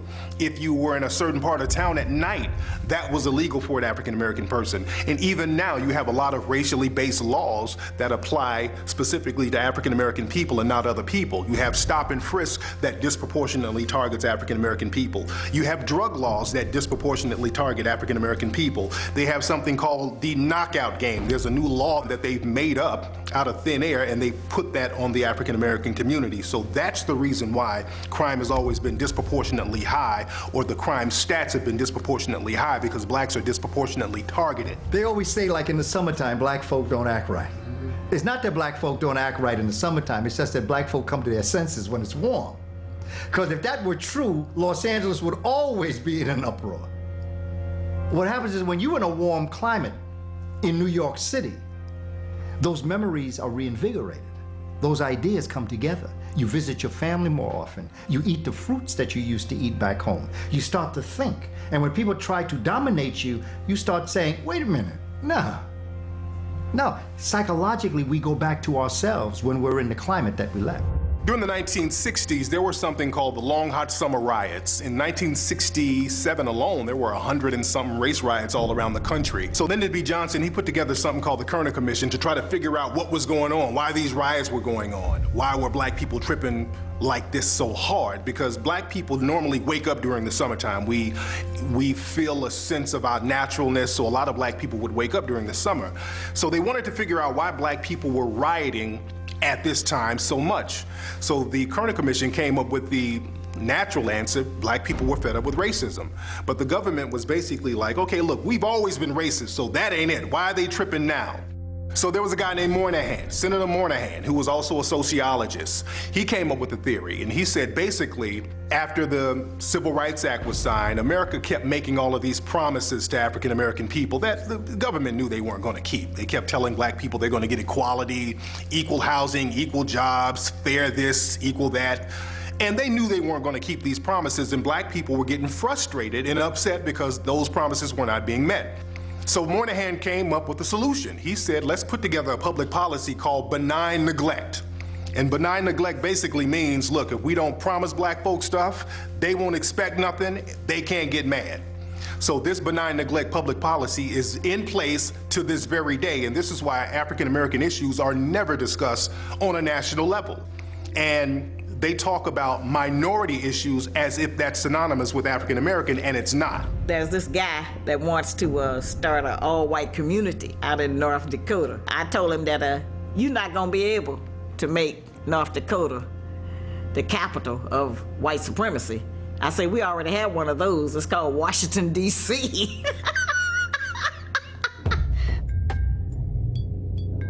All the black leaders, all of the black people who were prominent in America, they were monitored just in case they stepped out of line.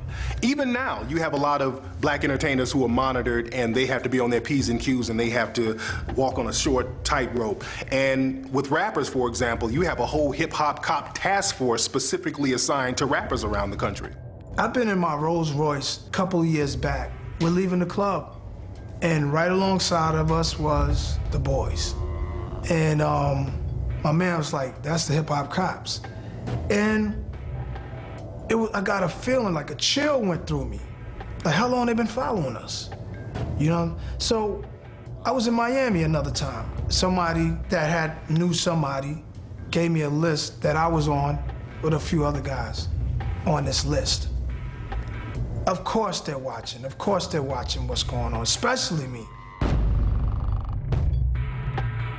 This whole stand your ground movement is nothing but a white vigilante Southern movement, where now you don't have to prove that the black person was gonna hurt you before you kill him. You just have to prove that you felt threatened. You don't need to have no evidence that your life was in jeopardy. So here's the question.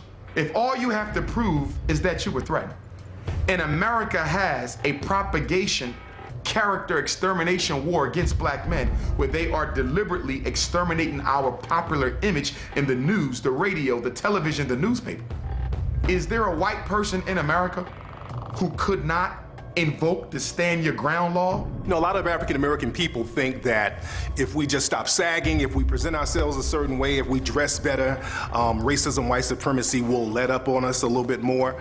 And it's true that we should always present ourselves a certain way. We should always put our best foot forward, but just dressing our way against racism, that ain't it, because people use the dress code as an excuse to utilize racial policies. In clubs and places now, they'll find out what black people are wearing and say, okay, we're not gonna let you in, not because you're black, but because you have on rockaware, but because you have on Sean John.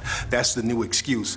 And we think if we just dress better, that's going to keep racism off our backs. And we have to understand, when they were lynching black people, a lot of times when you look at those photos, many black people were wearing suits while they were swinging in trees. So you can't dress your way up out of white supremacy.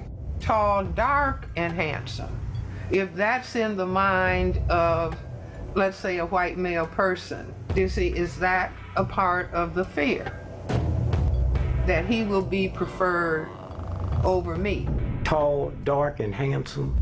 When they say that, you know they're not talking about a Negro, don't they? They never call Sidney Poitier tall, dark, and handsome. They never call Harry Belafonte. That's for white boys who they know is passing for white. Clark Gable was a Negro. Rudolph Valentino was a Negro, tall, dark, and handsome, okay? I remember in New York, they were attempting to get a prison that was going to be on a boat. It was going to be on a barge. This wasn't long ago, and you know, people said, no, you can't do that. But putting them on the barge was the idea of just keeping them out in the waters. There's always been this psychological effect of being incarcerated by water. Even on slave ships, there was a psychological effect being on a slave ship incarcerated in chains and on water, being surrounded by water, because the water itself becomes a prison. So when you're incarcerated around water, there's this sense of hopelessness. This is why a lot of prominent prisons are built near water. You had like Alcatraz, you have places like Pelican Bay in California, which is near water. You have Rikers Island in New York that's near water. So there's always been this psychological effect of enslaving or locking up or imprisoning African people around water. You see so much aggressive racism against African people is because historically, The White House has always set the national precedent on how black people are going to be treated. They've always done that. It wasn't until the White House intervened in the civil rights struggle that law and order was restored. It was the federal government that put forth to the states the Civil Rights Bill. It was the federal government that put forth to the states the Voting Rights Act. Once white people saw that President Obama had no interest whatsoever in protecting the dignity of black people, a green light occurred that allowed racism to come back in its most violent and aggressive form. I asked a friend of mine this. I said, he's white. I have white friends. I said, you feel comfortable calling me a nigga? Well, not me, because he know how I am. But are you comfortable with calling black people nigga? He said, yes. I said, would you have been comfortable 10 years ago? He said, no. I said, why? He said, one, I had a great respect for the struggle that black people went through. And two, I was afraid. I said, so if you're comfortable now, what does that mean? He said, damn, Banner, that means I either don't respect black folks or I'm not scared of them no more. And what we suffering from now, the roots was in the 70s, the decade right after the freedom struggle. That's no coincidence. They want to get to a point where more black people die every year than are born every year. Once you get to that, zero population growth, some people say negative population growth. When more black people die in America every year than are born, you can then numerically predict through mathematics the day and the year and the month where you will one day have no more blacks.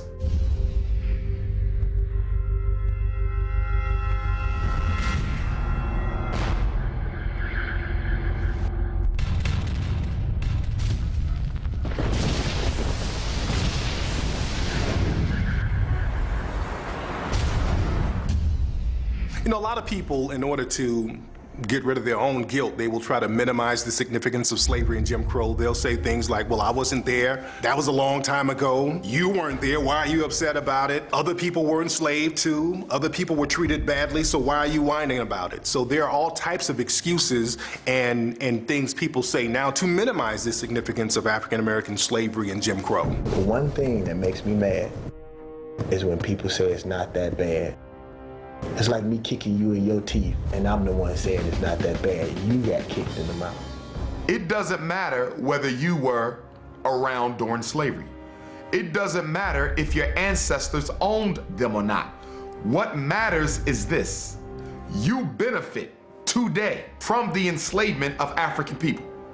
And everyone who looks like you benefits in some way, shape, or form from the accrual of resources, of wealth, and of financial status that was reaped on the backs of my ancestors. A common narrative now is that black people shouldn't be upset because Africans enslaved other Africans, and there are a lot of holes in that theory. The thing is, there is no type of comparative slavery coming out of Africa. African people never had a slave-based economy. African people in Africa never had a shipbuilding economy based on slavery. They never had an insurance economy based on slavery. Slavery had a different cut to it in Africa. European slavery is the slavery that is the unforgivable slavery. It's the most vicious. When blacks sold other blacks into slavery, they thought it was the kind of slavery that they had, where you had to maybe work in the field, your family had to live over here on the side, you couldn't live here, your children had to go to school after my children. It was things like that. They had no idea it would be the kind of terror that was put upon us here in America, and they didn't come over here and go back and tell. And so they just were able to just keep shipping people through that system. During the European slave trade in Africa, there were some Africans who complied with the Europeans because basically when the Europeans went into Africa, they gave them an ultimatum. Look, we have these advanced weapons. Either you're going to be our slaves or you're going to help us make them our slaves. So you make a choice. So a lot of people were forced to comply with the Europeans. 3 things make American slavery different and black oppression different from everybody else's. Number 1, it was a process of dehumanization. No other slave in world history was dehumanized. prevented from identifying as a human being. Nobody else. We are the only people in world history who have ever been dehumanized. Number two, your inability to learn was codified as a federal crime. Nowhere in history were slaves not allowed to learn, ever. You could be killed reading a book. You have never seen that in world history. And number three, it's the only oppression where the whole world benefited.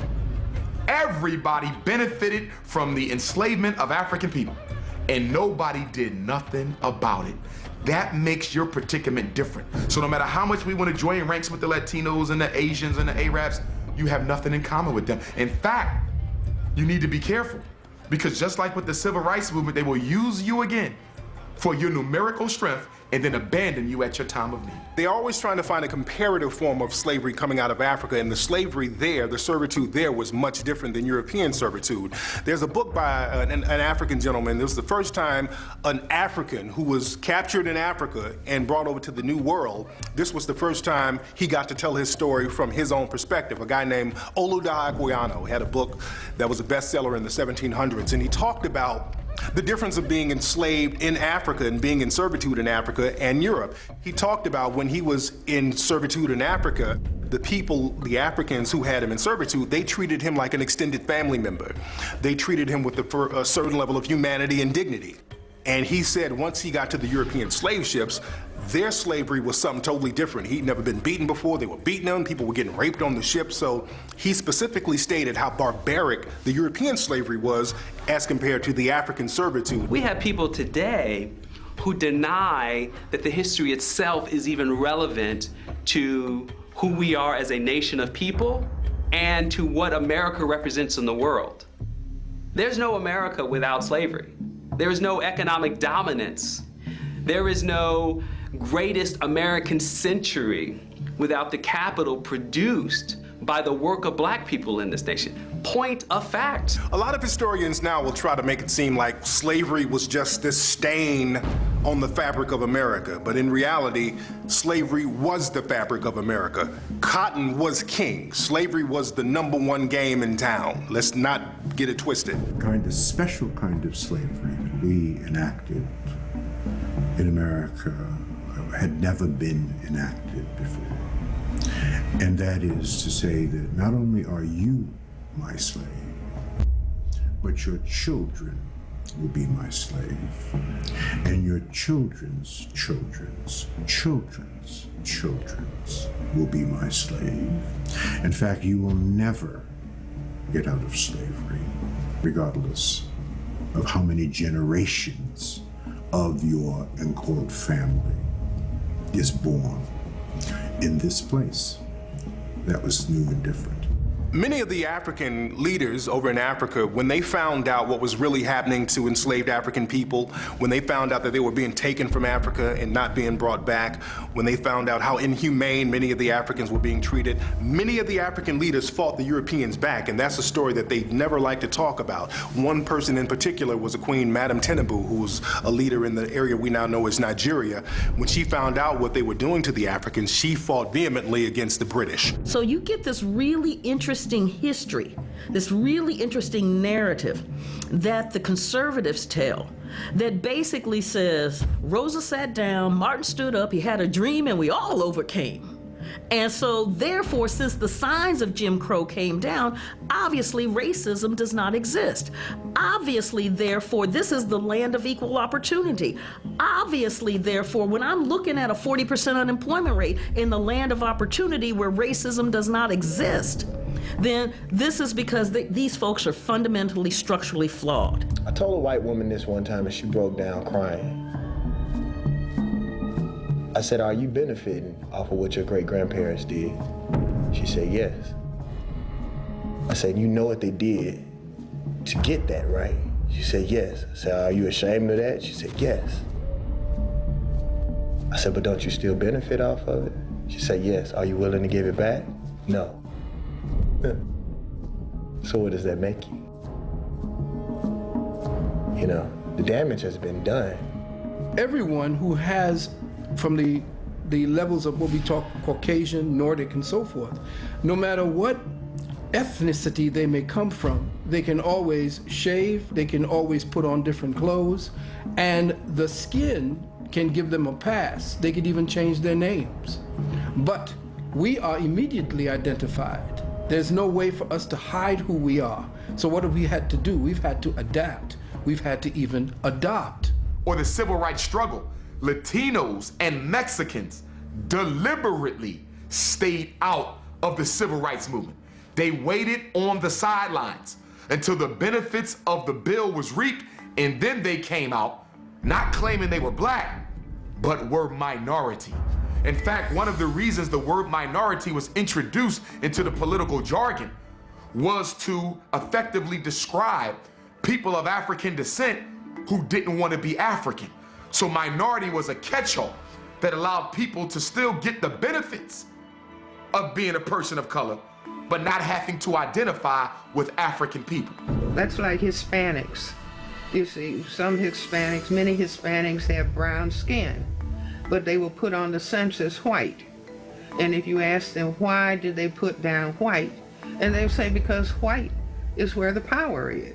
You see, African American people are in a very unique position in this country. Other people are immigrants. This is why they're trying to teach in textbooks today. I just got a message the other day where they're trying to teach that African people brought to America during enslavement are being called involuntary immigrants. Because once you get that word immigrant in, then you lose the flavor of the fact that we are a nation within a nation that is sovereign. The thing is, people try to say, well, other groups of people were mistreated like African Americans, but that's not true, because other groups of people, you couldn't mistreat them because they had a home country to protect them. You couldn't mistreat certain Asian groups of people because they had a home country that would protect them. As a matter of fact, there were some Italian immigrants who were lynched in the late 1800s. Italy almost went to war with the United States based on that, and the United States had to apologize to Italy because of the way they were treating the immigrants. In the late 1890s, I think it was, in New Orleans, some Italian sailors they thought they did something, and these Italian sailors were lynched. The US government apologized profusely to the Italian government for lynching these Italian citizens, and I believe paid compensation to the victims' families. Oh, we are so sorry. Now, you take that, so at a certain level, you know this mess is wrong. I think as African people, we need to know the difference among an ally, a friend, and an enemy. Because many times we align ourselves with people. World War II, the United States aligned themselves with China and with Russia and fought Germany and Japan. After World War II, Germany and Japan became our friends and Russia and China became our enemies. But to get the job done, we aligned ourselves with people who became our enemy after the job was done, and those who we fought who are our enemies became our friends after the job was done. African folk don't know that your ally can become your worst enemy after the deed is done. Allies are not friends. We need to know the difference.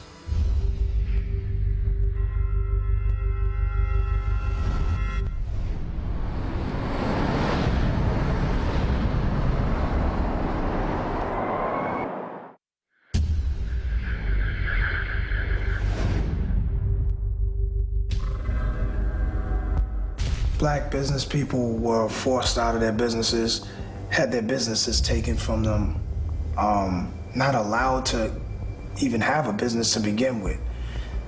That fight is extremely hard. That fight is so hard, it's exhausting. In terms of racial violence, both in the South and the North, the most common instances of racial violence before we get to really the mid-20th century, where we see a lot more police activity as the site for urban rebellions and clashes, racial clashes on the streets, was enterprising, economically successful black folks on the move. Those were the ones who were most likely to face the threat of racial violence or be victims of it, because it was exactly their success that posed the ultimate threat to white supremacy. When that white skin, you have the complexion for the protection for the collection. One of the things with lynching is that when black folks don't know their place, it means black folks are prosperous. Black folks aren't supposed to be prosperous. If you're prosperous, I mean, this is what, Ida B. Wells, when they lynched her friend who ran that successful grocery store in Memphis. How can you be a successful businessman? How can you be more successful than me? And by the way, at the time of his death, Marcus Garvey was planning a black bank because he knew if we were going to have an economic insurrection, we're going to have to be able to give black people the wealth they need to start their businesses. During Reconstruction, they had something called the Freedmen's Bank, and a lot of African-American people would put their earnings and their savings in this bank, and what happened is that the Freedmen's Bank just took everybody's money in many cases. They took a lot of African-American people's money, and a lot of people were homeless and destitute. So a lot of African-American people got into the habit of just spending their money very quickly when they got it in order to buy something tangible, something that couldn't be taken away from them, like their money. So unfortunately, we have the habit of buying stuff that has no appreciating value just so our cash money won't be taken away. Well, that's the only place we show our distrust of white people. We don't trust them with our money, not cash money. Now, we trust them to buy things and that it'll work or operate or function, whatever we buy from them for material things. But we still don't trust them with our money, and that's been historical. That money was under the bed, under the mattress, in the wall, out in the shed. But we don't trust them with our money because we know that they have stolen from us, but we don't understand that money is not the only thing they steal. Just because you're a rich athlete, you didn't forget the treatment. You didn't forget the oppression. So you're gonna live now.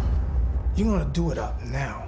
Your woman wants diamonds, Birkin bags, Bentleys, she gonna have it. You want Murcielago, $14 million house, fly private, eat at the best restaurants, wear the best clothes, you're gonna have it. It feels like it's fleeting, the money. It feels like someone's gonna come and steal your life in the night because they don't want you to have it. Because you're black. There was a brother down in Miami named Yahweh Ben Yahweh. Now, Yahweh Ben Yahweh had a religious organization, and he did a lot of stuff in the community down in Miami, and quietly, this brother earned and amassed almost $1 billion worth of assets. He had hotels, he had restaurants, he had all types of businesses, apartment complexes. And the government trumped up some charges on this brother, and they put him in prison, and they took away a lot of his assets. And he was in a position where he was vulnerable, and that's the problem. A lot of us, when we figure out a way to get our own money or stack up our own money without the help of the dominant society, and we're by ourselves, we become very vulnerable. So it's very important that we have a protection mechanism in order. I don't blame nobody for doing what they're doing. They are business people. And if we're willing to spend our money with them, they have every right to sell their products to us. It's us that got to make the decision that we're gonna look to black beauty supply stores, that we're gonna start to go to our own restaurants. Nobody's forcing us to go there. We're doing this freely. Everybody going in that store. Every nationality of people going in that store. Well, when a black person open a business, it's not gonna be like that. And we got to try to convince the black people to go in there. That's some kind of self-hatred. Remember, the white people's ice is colder. Integration in America basically means that black people get to spend their money with the dominant society. Because we have to be very honest, black people don't live around non-black people in large numbers. Black people don't go to school with a lot of people in the dominant society. So black people are only allowed to spend their money with those in the dominant society, and a lot of black people feel equal when they do that. All of these entertainers, they talk about all the power that they have. And, they do commercials for smartphones and water and all of these different things. If you want to see true power, then you create something and you make that hot. You support somebody black and make that hot. Even in shopping, white people tend to brag about how cheaply they purchased something, what a deal they got. We brag about how much it costs because we want to demonstrate. And one of the tricks that white people used to do on us in a lot of department stores was to pull out something and say, oh no, you can't afford that one, I won't show you that one. We immediately gonna buy that because we're just not going to be classified as a person who can't afford something that they sell. Oprah Winfrey has all the money in the world, but she still became marginalized. Recently, she was somewhere in Europe and she tried to buy a purse, and they wouldn't allow her to buy a purse because I don't think they recognized who she was. But a lot of times, when we are, again, isolated, we're still vulnerable because our money does not trump racism, white supremacy. Oprah didn't try to buy no purse. Oprah tried to steal that woman's purse.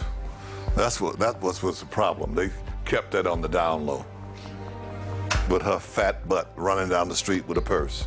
Because they know even if they kill our children, we're gonna buy Louis Vuitton and Gucci anyway. We don't farm no more for the most part, so they control the food. They're doing this under a black president, shutting down public schools like there's no tomorrow. Chicago, Philadelphia, Los Angeles, everywhere you go, getting rid of public schools. And why? Because black people are no longer needed in order for the American economic order to function.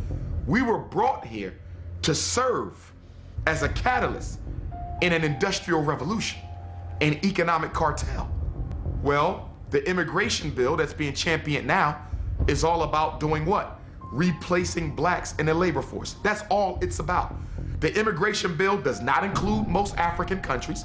The immigration bill does not deal with Haiti and other jet black Caribbean islands.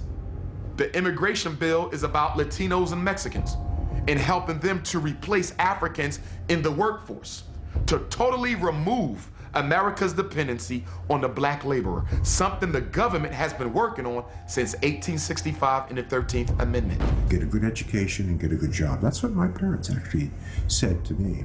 Why? Because when they were coming up in the early 1900s, they couldn't get a good education and get a good job in America. So that's what they wanted for their children. But that's not what I've taught my two sons. I've taught my two sons to get a good education and to create a job. We think that if we shop too much with you, then you have more than me. That's back to that greed and selfish and envy and jealousy that we have for each other, that we were taught to have for each other, okay? And so we'll turn traitor real quick.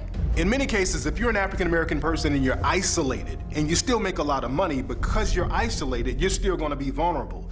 So a lot of times when you move and shake around people in the dominant society and you're vulnerable and you're isolated, they'll still try to play you a certain way. They'll still try to put you in a certain bag. They'll still try to marginalize you, even though you are at a same level as them financially. You know, I got onto a yacht one time, and Tommy Hilfiger was there. We was out in Cannes, and Tommy I met before, a cool guy, was like, "Hey man, what's up, Nas? You gonna rap for us?" And I was like, man, I was like, nigga. It goes against the nature of European democracy for African people to be successful. And when there is success, there will be repercussions to those who may not be able to defend themselves as the ones who are having success. And it's important that we as a people understand this and protect our people from this concept. Europeans do not share power with African people. That's rule number one of white supremacy. That's why you do not see multinational corporations that are co-owned equally by Europeans and Africans. It don't happen.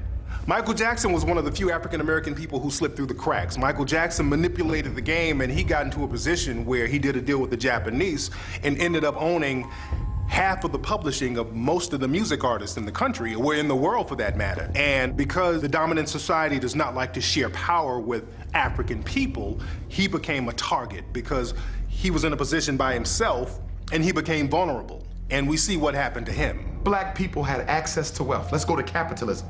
Because in order for capitalism to work, you gotta have what? A large pool of unemployed people. If you ain't got broke people, you don't get rich. That's how capitalism works. It exploits the poor. If half the black people in America had access to the loans to put their business into play, would there be enough of us to work? You see that problem? You can't have too many people having their own business because now McDonald's and Macy's and everybody else and Ford ain't got people to slave for them. And that's one of the reasons they mass incarcerating black men. We need workers and we can't get them on the street no more. So we're gonna lock y'all up and force y'all to work. America makes money with black people acting the way that they act. When black on black crime rises in these cities, what's the first thing that happens? Police get new guns, new cars, grants, all kind of things. It's money behind black people being this way. And that's when they wiped them out. Remember, the Black Panthers didn't get wiped out till that new group come through talking about, we talking about killing cops, we talking about breakfast program. Pow, it was over. Our vote is critically important. Make no mistake about that. But if you were to ask any astute politician, regardless of color, but particularly of color, What's more important, your vote or a check? They would tell you in a New York Minute, a check would be more important than your vote. In fact, if I can get a check from you, I ultimately can get your vote. Ask Barack Hussein Obama, had he not put together a machine, a platform to raise $1 billion, because that's what it took to become president of the United States, we would not be calling him the president of the United States. It takes money. So while we will give the average Democratic politician our vote, we don't write checks. And that's where the real power is. People come to America, the Asians, the Arabs, the East Indians, and they say, you people are lazy. You've been here for 500 years, I only been here 10. I got a supermarket, I got a strip mall, I got an import-export business. But how did you get it? You have access to capital. You needed money to build that. You needed money to hire the builders. You needed money to buy that ship. Where did you get it? You either came with it or you got it from an American bank. We are kept from accumulating wealth, and we are kept from accessing capital because the banks of America are not going to finance a black economic revolution. Do you know what happens when you come over here as an immigrant? The government got to pay for you. When you come over here as a refugee, why do you think the Ethiopians have these shops? We brought them in as refugees because we're trying to prove to the communist world. Okay? And that's why. Why do you think the Indians, 7-Eleven and all that? The Koreans, was the time everything you picked up said made in Korea. But nothing we made did a Korean want, so the government made a deal with them. So we can get some of our money back.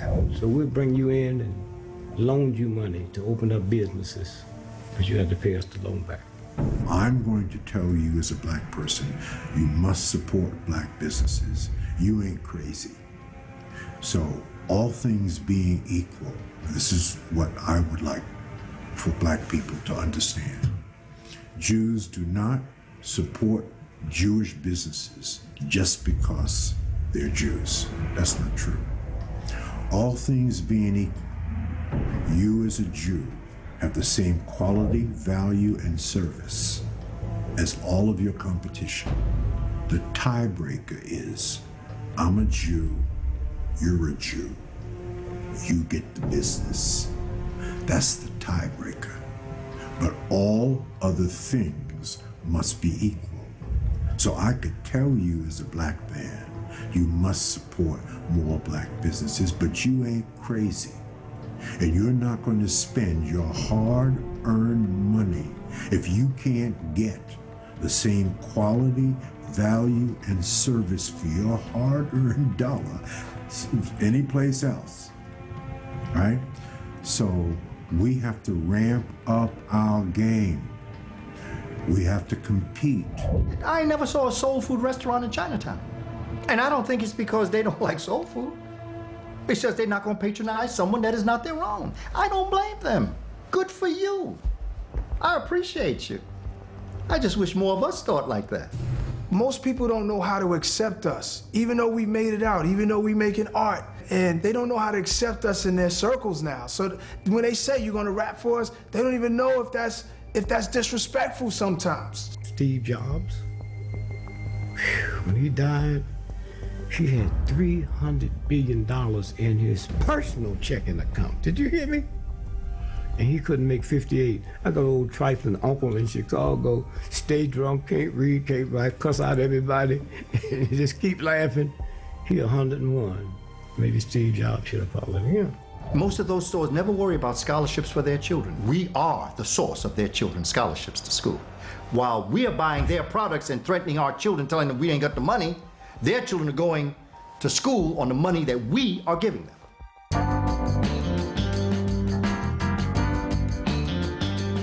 The Montgomery bus boycott, led by Dr. King, is probably one of the best examples of how you can use black economic power to bring white supremacy to its knees. When those black people chose not to ride that bus for 381 days, first of all, you gotta have unity. Because today it would be difficult to get half of black Philadelphia or Los Angeles or Chicago or New York to not get on public transportation. So they had the unity. But for 381 days, nobody black rode the bus. And when you read the stories, it was so compelling because many of them would walk their shoes right off. They said some of the grandmas was walking on bare skin, but they would not betray the struggle. They would carpool, and then they made it a crime to carpool, and they started locking them up with the carpools, and they still didn't ride the bus. But then something started to happen. The bus company wasn't making enough money, so they had to lay off drivers. So now the white people are losing jobs because the black people ain't riding the bus. Hold on now. Most of these black people work downtown in the factories and in the business district. We need them to work, but they can't get to work or get there on time. So now you destabilizing the economy of Montgomery. You messing with taxes, you messing with salaries, you messing with businesses, you messing with mercantile affair. So by them not riding, they cripple the employees, the employers, the city, the tax base, and big business. If you really want to impact white people, mess with their money. Mess with their money. Take food out of their mouth. Put them out of business. It's the only thing that will get their attention. What we need to do is start to march away from the stores we're spending our money in. Now that's a march. That I will participate in.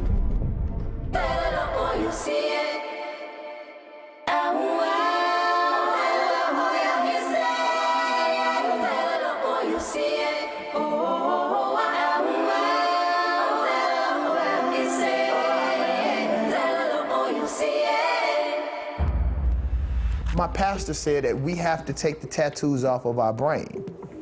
It has, the hate for ourselves has literally been etched in our brains. But I love us. I love us, and until I die, I will do better about loving my people. I think we devalue intellectualism within our own community. We know the country does. But I think within our own community, we have devalued intellectualism. All of the people who we revere, from Marcus Garvey to Malcolm X to Sojourner Truth to Ida B. Wells, these are journalists, these are debaters, these are public speakers, these are well-read folks. The Black Panther Party started as student groups in Oakland, folks on college campus figuring out what are we gonna do as young people to change our future so we don't end up like domestics, like our parents. So we need to embrace learning again, because the truth is, when we were most engaged in the study of our own history and culture, we posed the greatest threat to the then current political and economic status quo. We need our children to stop defining themselves by this notion of failure and achievement gap and all of the words, that the buzzwords that somehow you just believe, it's like the sky is falling. It's not. We have the ability and are thriving. And our children need to see that and know that and hear that conversation a lot more than what's wrong. Because there's a lot right. We need to focus on that. Why would I want to uplift my slaves? They're my slaves. Because I'm going to keep them beneath me. I'm going to keep them third, fourth to me. So put together a class for all of us to attend, and we should even teach the kids in the streets this.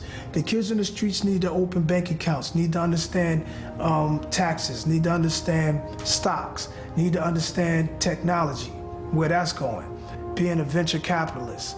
There was a time where I would never want to use the word capitalist because most capitalists are evil bastards. You know what I'm saying? Now, I can look at myself and I'm gonna play the game. I was born into a capitalist world. Guess what? I'm gonna get in. I'm gonna be a rapitalist, like a capitalist, whatever you wanna call it, I'm coming in. A lot of times people will try to make black businesses synonymous with minority businesses, and minority can mean anything. Because of that minority word, we have to go back to being unapologetically African. We are afraid not to blend in. We want to blend in, so we fight as people of color. We want to blend in, we fight as minorities. Nothing wrong with lending moral support to other people's problems. But your experience in America is unlike everybody else's. Every other person of color in this country came here because they wanted to be here. Everybody. You Asian, Arab, Latino, East Indian, Irish, Italian, yes, you were hung. Yes, you were beat. Yes, you were mistreated. But it couldn't have been that bad because you could have left and you did not. Our Jewish brothers and sisters write checks. Our Asian brothers and sisters write checks. Our Arab brothers and sisters write checks. We have to write checks. And that's how you effectively utilize the political system. Write a damn check and see who will answer your call and your email. Or run up to them and say, you know, I voted for you. So did 900,000 other people. Oh, I wrote a check for $1,000. Now you have my attention. Money is the real power. And other groups, other cultural groups, absolutely understand that. Other groups of people, they have their needs met by politicians because they pool their money together and they go to politicians with an agenda. And that's one thing that African American people will not do. We have to pool our money together with an agenda and take it to politicians. Ava Longoria got together with a lot of Hispanic business people and they created a fund. They brought like $30 million to President Barack Obama to his campaign, and this is why the president will talk about Hispanic needs. In the gay community, Hollywood had a fundraiser. They brought millions of dollars to Barack Obama's campaign. This is why the president will talk about gay needs and gay agendas. African American people, we can't get our agendas talked about because the thing is we won't put no money together as a group and bring that agenda to these politicians, and that's the number one thing we need to do. Whenever there's a politician running or trying to get elected, we should form a group, pool our money together, and come to them with a specific agenda for African American people, not minorities. All of our religious leaders need to get together. Our economic leaders need to get together. And labor, we need to start to hire ourselves. All of these nail techs and manicure things, right? And I see black women flocking to them, and I don't see black women owning those shops. I don't see black women working in those shops. And so we have to ask ourselves, okay, if this is something you're willing to spend on, think about what that means in terms of job creation in your own neighborhoods when you're providing this service. We don't have a food corridor. So we need to figure out how can we import food. Even in the African stores here, they have food that comes in out of Saudi Arabia, Israel, and a lot of places, okay? But not the Negro in America, not the black people here. We don't have a food corridor. We don't have any way to get, they even bring in people, bring in water, they bring in everything. We don't have anything. We're totally dependent on this country. If all the stores close down, we don't have anywhere to go, and we don't have a contact with nobody outside of the country to ship us no food. We don't have a food corridor. That's something that we need to start looking into. Yeah, there's a new sneaker store that I'm opening up in Vegas called 12 a.m. Run. You know, I'm a sneakerhead from back in the 80s, you know, and it's something I talked about doing with other rappers even, like, you know, we sit down talking. A lot of people will talk about, let's do a song. I'm like, we've done thousands of songs, man. Like, let's do a restaurant. Let's do a sneaker store. If you want to deal with white supremacy, you gotta hit them in the pocket. I preach that. Stop going the moral route. You're not going to convince them that racism is bad. They know that. They're not stupid. You have to deal with people where their interests are. And if their interest in money, you hit them in a pocket and you get what you want. 5% of the people who became millionaires were salespeople. People who sold something.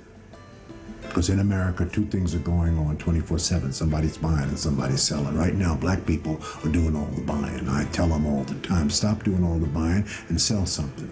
I don't care if you bake cookies, put them in a box, put a label on it and sell it to somebody. If you live on a farm, take the manure, put it in a bag, put your name on it and sell it to somebody. You can become an entree manure, okay? But sell something. Stop doing all the damn buying. That's all we do. Sell something. So if you want to beat racism, sell something and build a business. Black people should at least create a parallel economy where they spend their money with the dominant society, but they also spend their money with their own people. They also build infrastructure in the black community, build businesses where they interact and do commerce with other black people. So we should create a parallel economy.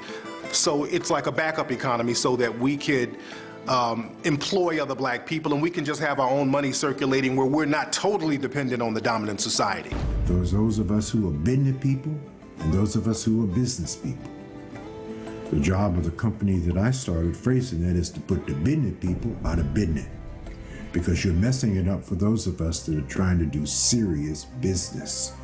Now, we know the brother or sister that's the business person that give you a jacked up business card. They do hair, they do computer software, and they, of course, do detailing your cars. I'm not sure what they do.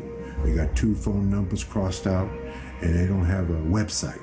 Because a lot of African American people are comfortable, it's best for us to just get an economic base in the African American community, since our whole thing is spending money with the dominant society, because we're very comfortable, we want to live like the Joneses. Let's just spend our money and create an economic base among each other. But the thing is, if a group of people are dissatisfied, 100%, you'll make a 100% change, and you won't even need money, because your spirit will move you and motivate you to make a change. In the history of liberation, there was no money involved.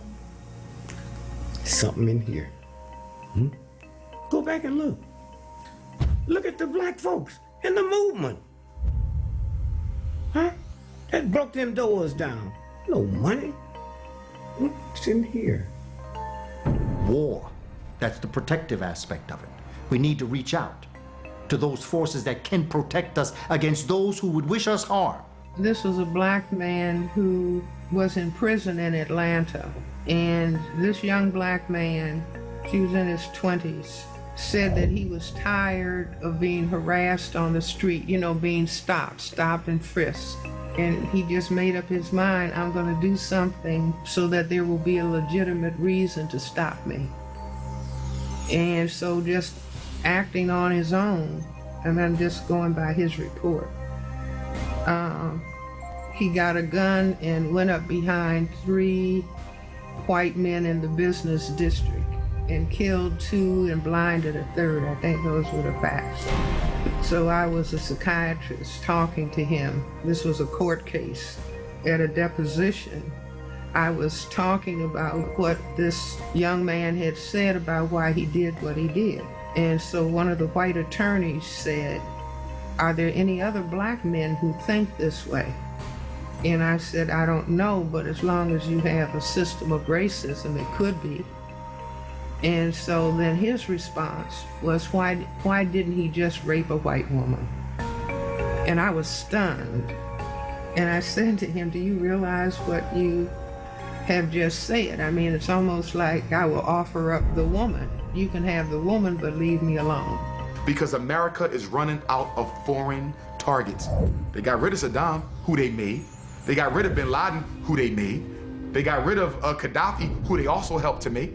And now look, we don't have no more Arab targets. So what are we gonna do? It's time to come back home and focus on our original terrorists, the Negro Revolutionary. The legal system. We need to get all our great lawyers, Attorney Alton Maddox, all of those that came out of the Johnny Cochran School, all of the lawyers across the country that are struggling for the rights in the legal system. We need to get them all together. Banks and savings and loans, that's the one thing we need to do right now. We can do it and we should. The second thing, independent African schools. All of this needs to be put in a curriculum and taught. Financial science, they have to be taught. Military science, they have to be taught. Agricultural science, they have to be taught. Diet and nutrition, they have to be taught. The wealthiest black people on the planet, make no mistake about that. I've traveled every place that black people have been dispersed. I've been to South Africa, East Africa, Central Africa, West Africa, North Africa, all over South America, and all over the Caribbean. And there are no black people in the entire world doing better than we are. In fact, we are the beacon of hope for every single person of African descent in the entire world. And we know that to whom much is given, much is required. I was just in London. They catching the same hell. I was just in Canada. They catching the same hell. St. Croix, Bermuda, everywhere I go, it is the same. So why are we not locking hands? Because white supremacy is global. What is the Trilateral Commission? America, Great Britain, Japan. They are global. United Nations, that is global. Council on Foreign Relations, that is global. Black people are not global. You're fighting a global enemy in a global enterprise, but you're not globally organized. People who classify themselves as white, if they're being righteous and courageous, they themselves will attempt to, well, let's really look at it. Let's stop pretending. Do you see, we're talking about dialoguing together, or let's have dinner together, or let's get to know each other. No, we know each other, but let's talk specifically about the problem that we are dealing with. Let's put it on top of the table and try to be courageous, because I think people who classify themselves as white don't want to talk about it. And I would even say the majority of Black people are fearful of talking about racism because they don't want to upset white people, because that can have its repercussions. We need to get rid of them sellouts. We need to get rid of those individuals who are looking out for themselves, who are the political arm of white supremacy. We need to vote smart. We need to put the people in and make them accountable to us for what is happening to us as a community. And if they're not willing to be accountable, then you don't have a job come election day. And we have to begin to show them that we mean this. Why don't we train the leaders to take over after us? Because we don't want to admit that one day we have to get off the soapbox. One day I won't be in front of the TV. One day Umar can't do the interviews. One day I'm not going to be a good speaker. One day I got to pass this over. But my ego wants it forever. I want to die with my boots on. And that's the problem with most Black organizations. We electing people for president of revolutionary groups at 70 and 80 years old. You don't see white people doing that. You don't see Chinese people electing presidents at 80. The eldership is for the wisdom and the training and the nurturing, not for Black people. Our elders are out front. You mean to tell me you're the only person who can do that? You can't find nobody else younger? We still need our elders. They're the mind. They're the wisdom. But you need the youth because they are the charisma. They are the organizers. They attract the energy. An elder can't do that. But because Black men are so castrated in American society, we're not given an opportunity to manifest our manhood the way everyone else is. A white man could brag about his stock. Chinese man could brag about his businesses. The Italian could brag about everything he owns. What do we have to brag about? We ain't allowed to get stock. We ain't allowed to own businesses. We ain't allowed to get our doctorate degrees the way that we want. We ain't allowed that. So whenever we get an opportunity to be a man, to be a president, to be an organizational leader, to be a pastor, I'm never giving this up. Because I've been waiting my whole life for this job, and I like it. And I'm gonna make up for all the years I wasn't allowed to be out front. Introduce me to your 5 closest friends, and that will tell me who you are. As they know and as they go, you go. You know, don't spend major time with minor people. People going nowhere want you to go nowhere with them. People doing nothing want you to do nothing with them. If you want to change your life, change your relationship. They say our boys don't want to go to school. Our boys don't want to learn. Black boys want to be educated as much as anyone else. The problem is the treatment they get on the way to getting their education turns them off. They need masculine energy. We need Black male teachers, and we need Black male principals, and we need Black male psychologists, and the world is telling us that Black men don't want to teach. That's a lie. They're not being recruited because public school is the domain of middle-class white women, and they do not want to see us in there because we will not allow them to treat our kids the way that they treat them. I am not speaking about all peoples of European descent or all peoples of African descent. I'm speaking of them as a group, because I cannot deal and pull out certain ones. It's like Dr. Edward Scobie, the great Caribbean scholar, who used to always say, don't tell me nothing about no good white people, because good white people act as shields for bad white people. And they will hide behind the shield of the good one to get into you. And then they'll do their devilment once they've arrived at you.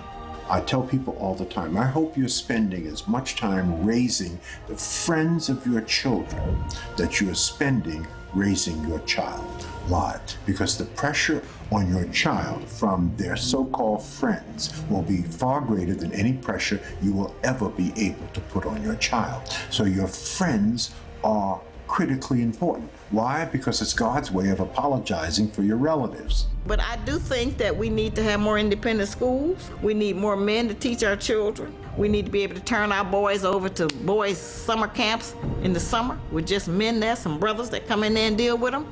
New article just came out in the New York Times called The Stories That Bind Us. Love this article. They created something called the Do You Know scale. And the do you know scale has to do with looking at children who know their stories. Their family. I'm not talking about their family. Well, auntie and uncle and Pookie, all of us went through.